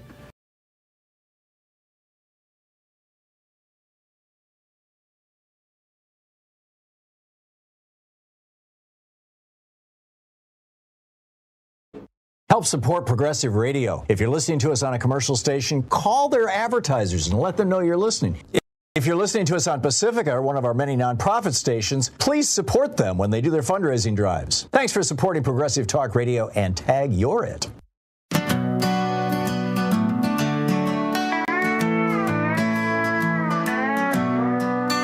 The whispers start, the plans unfold, the promises made, but they're all cold. Dark money flows, the billionaires cheer, their power grows, but the people fear. They call it vision, but it's hard to see a future built for them, not you or me. The stakes are high, we can't ignore. Agenda 47's knocking on the door. Look out for Agenda 47, a road to hell, not a path to heaven. They'll sell 35 minutes past the hour. Welcome back. Picking up your calls here. Chuck in Tucson, Arizona. Hey, Chuck, what's up? Hey, I just wanted to correct you slightly on your talk about the fires in L.A. and global warming. This is the rainy season. This is not the fire season. This is what makes it so exacerbating, the whole thing about global warming. We are literally, everything's turned upside down. Yeah. I lived there 40 years ago. This would be the rainy season, like I was saying. So when does the fire season is like, isn't that September, October? Yes, maybe slightly into November. Yeah. And I can give you two anecdotal things why things have become so dire, actually a couple about global warming, because there's not enough being talked about. I live in Tucson. I have been here for about 40 years. Our warmest temperature ever was in 1990. We hit 117. Take a graph of September 1990 and the high and low temperatures, and what the month, and then you take a graph of October 2024. Do the same thing, obviously throwing out Halloween because there's only 30 days. September or October 2024 is as warm or not warmer than September 1990 was here. That's a month. The same thing about turning around of the fire season. And just a little more anecdotal evidence of it. There has been 4 Category 5 hurricanes in the last year. But the amazing thing about that, 2 of them went from a tropical storm, to a Category 5 hurricane in less than 24 hours. Right. In fact, the one in Acapulco was like 12 hours. Right, and that's even worse because the Pacific Ocean is literally cooler than the Atlantic, and there had never been a hurricane in Acapulco, which that's not the story because it was on the coast. The story is that it went from tropical storm to Category 5 in literally 5 hours or 12 hours, whatever it was. Yeah, and Acapulco, as opposed to the Gulf of Mexico coast on the east. Yeah, got it. And one of the things I'm finding really annoying and disgusting is this whole blaming DEI on what's happening in LA, when if anything, DEI is more of a solution because more people are involved and will solve the problem. This is the same thing they did in North Carolina during the storm, the FEMA storm, using the ravages of global warming to push conservative lies about a program like DEI. I find it really insulting. Yep. It cannot be allowed. And just one other thing before I go, and I will call you back about this. I don't think enough analysis of the violence that was and the intimidation from January 6th being legitimate political discourse. Were you aware of the fact that the Harris campaign in swing states, because the threat of violence, would not put their name on their campaign headquarters? Did you know that? I know that was the case in some locations. Yeah. Yeah, well, think about it. That's intimidation. Of course. And then you have the bomb threats. There was this whole the free and fair election thing. There was this whole course of intimidation, starting with the Republican National Committee normalizing the coup, the violence of January 6th, and going all the way through the intimidation of the bomb threats. Yep. And this is a story that's not been covered. I agree, and it's the flipping norms upside down. That now you've got a political party that says yes, it's okay to attack police officers and try to kill the vice president of the United States. You've got now a presidential an illegitimate president in waiting who is saying that it's okay for the United States to endorse the idea of seizing other countries' lands by force, something that has been, absolutely verboten internationally since World War II, certainly. I agree with you, Chuck. The norms are just being shattered. Thank you by this neo-fascist Republican Party. Thank you. Michael in Gainesville, Florida. Hey, Michael, what's on your mind today? Yeah, hi, Tom. I've got 2 things that I think you may be dead wrong on, and I only know you're wrong because I've listened to you so much, so I think you'll agree with me. Democracy has not failed. It has actually succeeded in the deepest, widest, largest sense in finding the correct solution using groupthink, as used by DARPA and incentive, which I'll get to later, to hit them and finding the only right solution that both the Democrats and both the Democrats and Republicans are tools of oligarchs, and the only remaining solution was Trump. Basically, the Democrats and Republicans let every child born for 70 years was less likely to succeed than that before, and that was the solution that was found. The only one who can actually implement something like universal health care is Trump, who can make it happen. That's a fact. But he's not going to, Mike. Well, I He's think not going he could to. surprise us, and Donald that would Trump be has a Trump taken money dynasty. from any industry that wants to hand it to him, and the healthcare industry is one of the richest industries in the country. He is extraordinarily corrupt, and I'm completely he could have a Trump dynasty disagree if with he you. I does do that not one think that Donald Trump is the efficient thing. solution to anything. I think Donald Trump is a Doge crisis says for it this wants country. to increase efficiency, and that Doge thing. I'm sorry, you were trying to talk over me. I wasn't listening to you. I'm sorry. I apologize. What I was trying to say was say it again. The Doge. Sure. The Doge says it's going to increase efficiency, and to do that, it's complete dead weight to have the health insurance industry sitting on all of our heads. By his doing that, he would. I guarantee you, Elon Musk dynasty. and Vivek Ramaswamy are not going to try to end the the for-profit healthcare industry in the United States. Trump's self-interest is a Trump dynasty, which he ensures by invoking universal health insurance. I disagree. I think the Trump dynasty is established. His children have all, stuffed their money bins with enough millions of dollars that whatever happens to Trump and his companies won't matter to them. I think his primary interest was staying out of prison. It's the only reason he ran for president. He saw that indictments were coming, and he rushed out and decided to run for president. So, Michael, I'm sorry. I can't go along with your thinking here on this, but I respect it, and thank you for the call. Candace in St. Petersburg, Florida. Hey, Candace, what's on your mind today? Hey, Tom. Well, I have a short little saying that helps when we think about Republicans and what they've done to America. Mm-hmm. Hate the sin, and what is it? Hate the sin. Love the sinner, hate the sin. Yeah. But what I called to tell you is about a very important movie on Netflix called Number 24. And the word number is spelled out. And it's about an unknown story of a Norwegian resistance fighter. He was the most famous, most decorated fighter in Norway. And what he did during World War II should be inspiration. And the movie opens with him as a very old man talking to a group of students. And he says, "You guys feel really secure and comfortable? That's good, but that can change."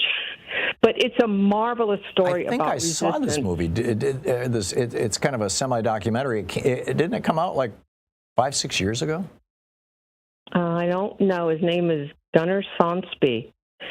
And he did a lot of sabotage. But it would be important for all the disheartened Democrats to say, look, there are surprising heroes that rise in times of like these, like Alan Turing, and I'm reading in Smithsonian about a woman named Marian Lewin, who's bringing justice in Argentina from 40 years ago. So we will get justice. It just might, take a while. Yeah, there you go. The old famous Martin Luther King quote.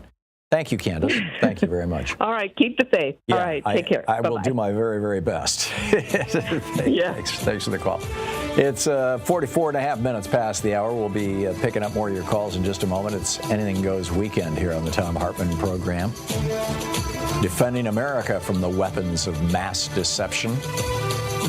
On this, Donnie convict is an official convict today.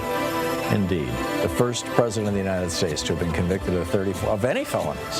Stay tuned. You're listening to Thom Hartmann. Visit ThomHartmann.com for audio and video archives. I think they probably could have gotten Andrew Jackson for a couple. And maybe Coolidge, I don't know. But anyhow, here we've got Don.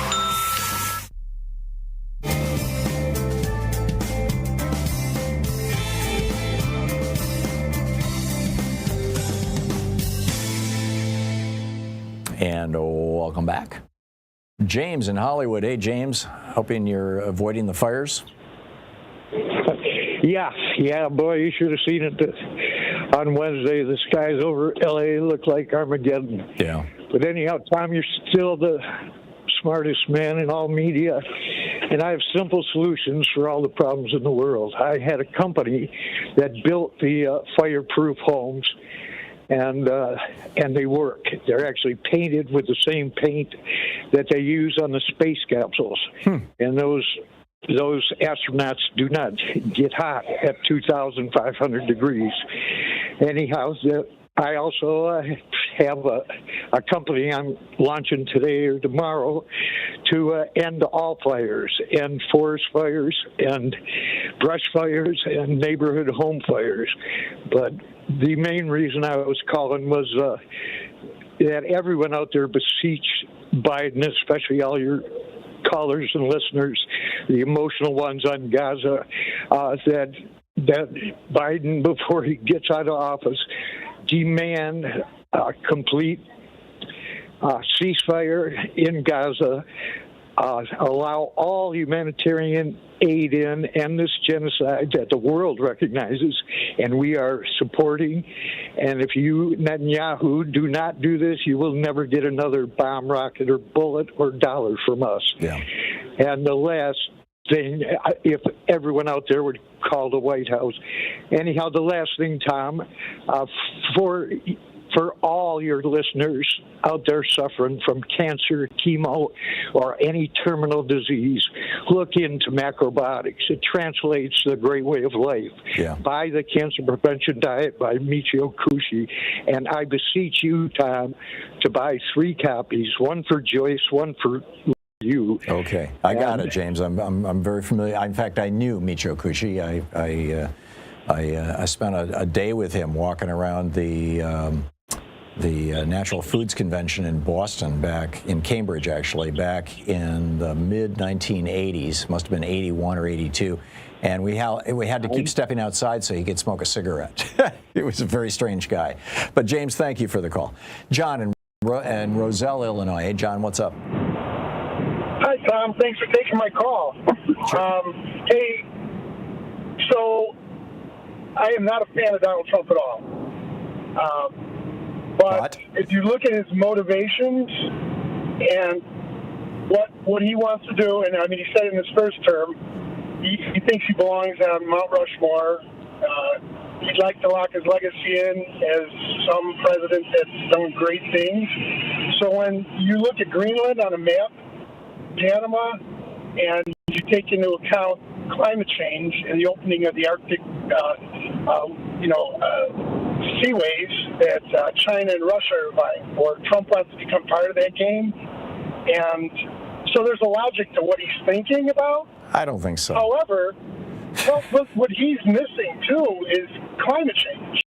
Yeah, well, not only that, he owes the government of Panama some a whole lot of millions of dollars for back taxes from his failed hotel down there. And the whole Greenland thing, in my mind, is his way of saying to Putin, yeah, we're going to support you in attacking Ukraine. We're going to say that the rules-based order doesn't matter anymore. It's okay for countries to threaten other countries. I think it's disgusting, John, and I cannot credit him with any positive motivation. And then I think it's another way of also ignoring or trying to deflect from the fact that he's doing nothing about grocery prices, and Republicans right now are planning another $1 trillion tax cut.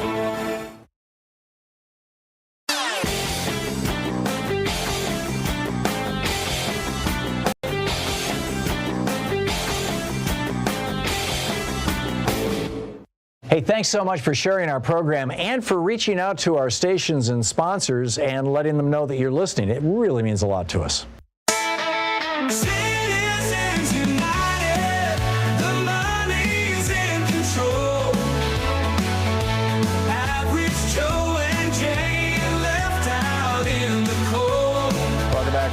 Minutes past the hour, picking up your calls here. Jonathan in Portland. Hey, Jonathan, what's up? Hi, Tom. Ralph Nader wrote a real interesting op-ed piece in the Atlanta Journal-Constitution. Jimmy Carter was my last president. And he talks about how he thought that Carter was the only president he'd ever encountered that actually welcomed him into the White House and welcomed consumer advocates into the White House. And probably true. And he also talks about how Carter paid a price for it because the Democrats sabotaged his election. He wanted to pass legislation for a Department of Consumer Protection, and it was unique in that it was to counter lobbyists and give them voice, including the ability to sue federal agencies. And the Democrats killed it. And, Carter went after corporate power. He was eviscerated. And likewise, Biden, in his infamous debate, one of the first things he says is, we have corporate greed to blame for our problems, and immediately a ton of bricks fell on him, and he was finished. And I don't think that's ever happened in the history of America. No, it's a tough one in this country. The Supreme Court in Buckley, in Bilotti, and in Citizens United, and then in McCutcheon has repeatedly said that if billionaires want to buy politicians, that's fine. If billionaires want to buy elections, that's fine. If corporations want to buy politicians or elections, that's fine. And so, this has completely corrupted the Republican Party and largely corrupted or somewhat corrupted the Democratic Party. And it's a poison, an absolute cancer, a poison in our system that we've got to do something about. Jonathan, thank you for the call. George in Cripple Creek, Virginia. Hey, George, what's on your mind today? Hey, New Year to you and Louisa. Well, thank you. I've seen a couple of reports, saying that, Ukrainian brigade that was trained in France has suffered, hundreds of desertions, and the Ukrainian military draft age men are, avoiding the draft through self-inflicted wounds. As far as the Russians go, they're suffering, 1,000, 1,500 casualties a day for minimal gains, and those North Korean troops are a disaster because the Russians use them as cannon fodder.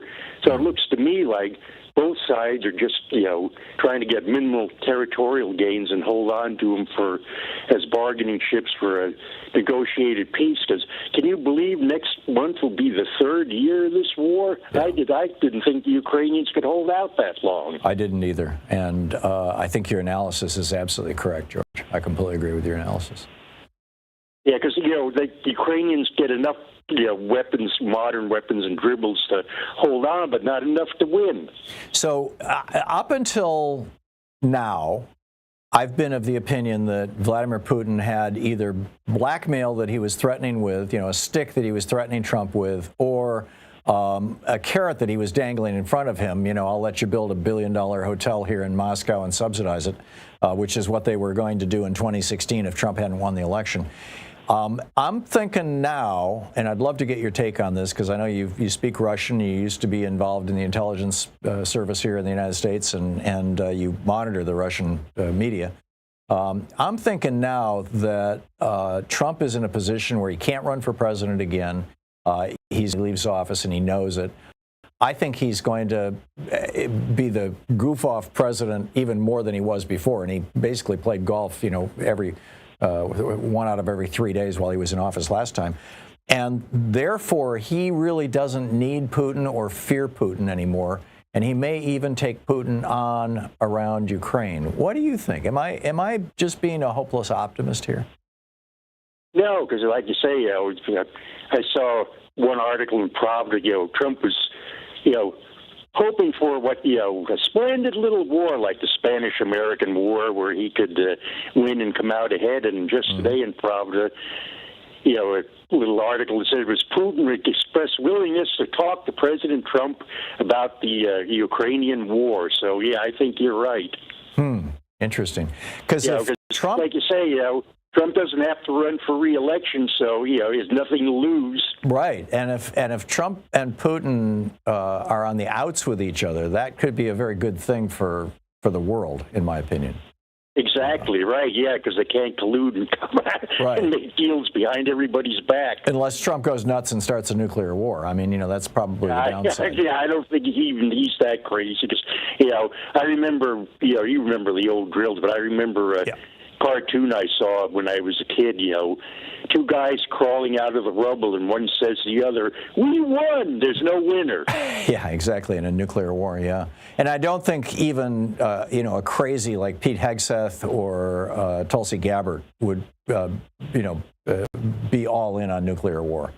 No, they want to preserve what they have, and nuclear war isn't going to do that for them. Survival. There you go. George, thank you. Always a pleasure talking with you. Tom. I appreciate it. Good work, and I enjoy your show. Thank you, and thanks for the New Year wishes. Mark in Janesville, Wisconsin. Hey, Mark, what's on your mind today? Hey, Tom. Shout out to WCPT. I stream them live every day. And your call taker, a pleasant man I just spoke with. Very pleasant. Yeah, that was Jeremy. Jeremy, nice guy. Yeah. My question is, and I talked to Jeremy, do you think that with the mindset, I told him a story about a lady friend of mine. She has dual citizenship in Oslo, Norway, and the United States. She has a PhD and works in their national crime laboratory. But she got a scholarship and came from a relatively poor family.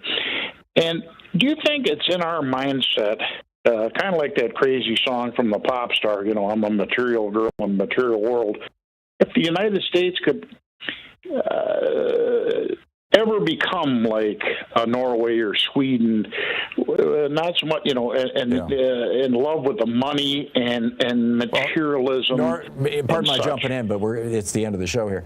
Norway and Sweden were basically imitating the United States, and we're in our break, aren't we, Sean? No, not yet. And I mean, we kind of gave him the idea. So, but Reagan stopped that process. I mean, if Reagan hadn't come into office and embraced neoliberalism, and we had continued down the path of the New Deal, I think we'd be there now, and I think we will eventually get there.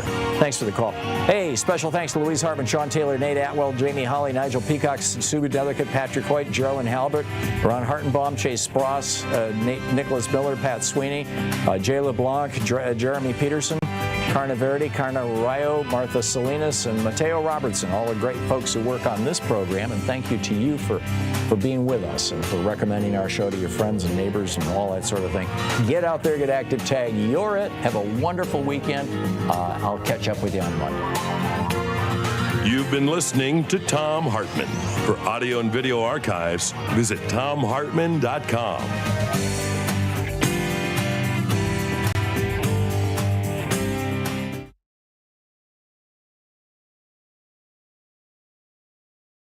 In addition to bringing you the Thom Hartmann Program here on Free Speech TV and Video Media Online, we also have a whole set of ways you can interact with us and tools you can use to spread the word about the importance of democracy and the threats to it in our republic. First, there's your daily homework. Sue Nethercutt puts together a daily email newsletter that has a link to every story I discuss on the air, so you can find my sources and you can share them with your friends. It's free and you can sign up at thomhartmann.com. Second, I publish my daily take every day over at the HartmannReport.com website. That's also free if you want the daily 5 days a week rant in your inbox. No ads either. Third, we have the podcasts. There's the free 1-hour version of our daily show that's advertising supported. You can find that wherever you get your podcasts normally. And then there's also the podcast of the entire 3-hour show with no advertisements, and that's available by subscription over at thomhartmann.com. So check them all out at thomhartmann.com and hartmannreport.com.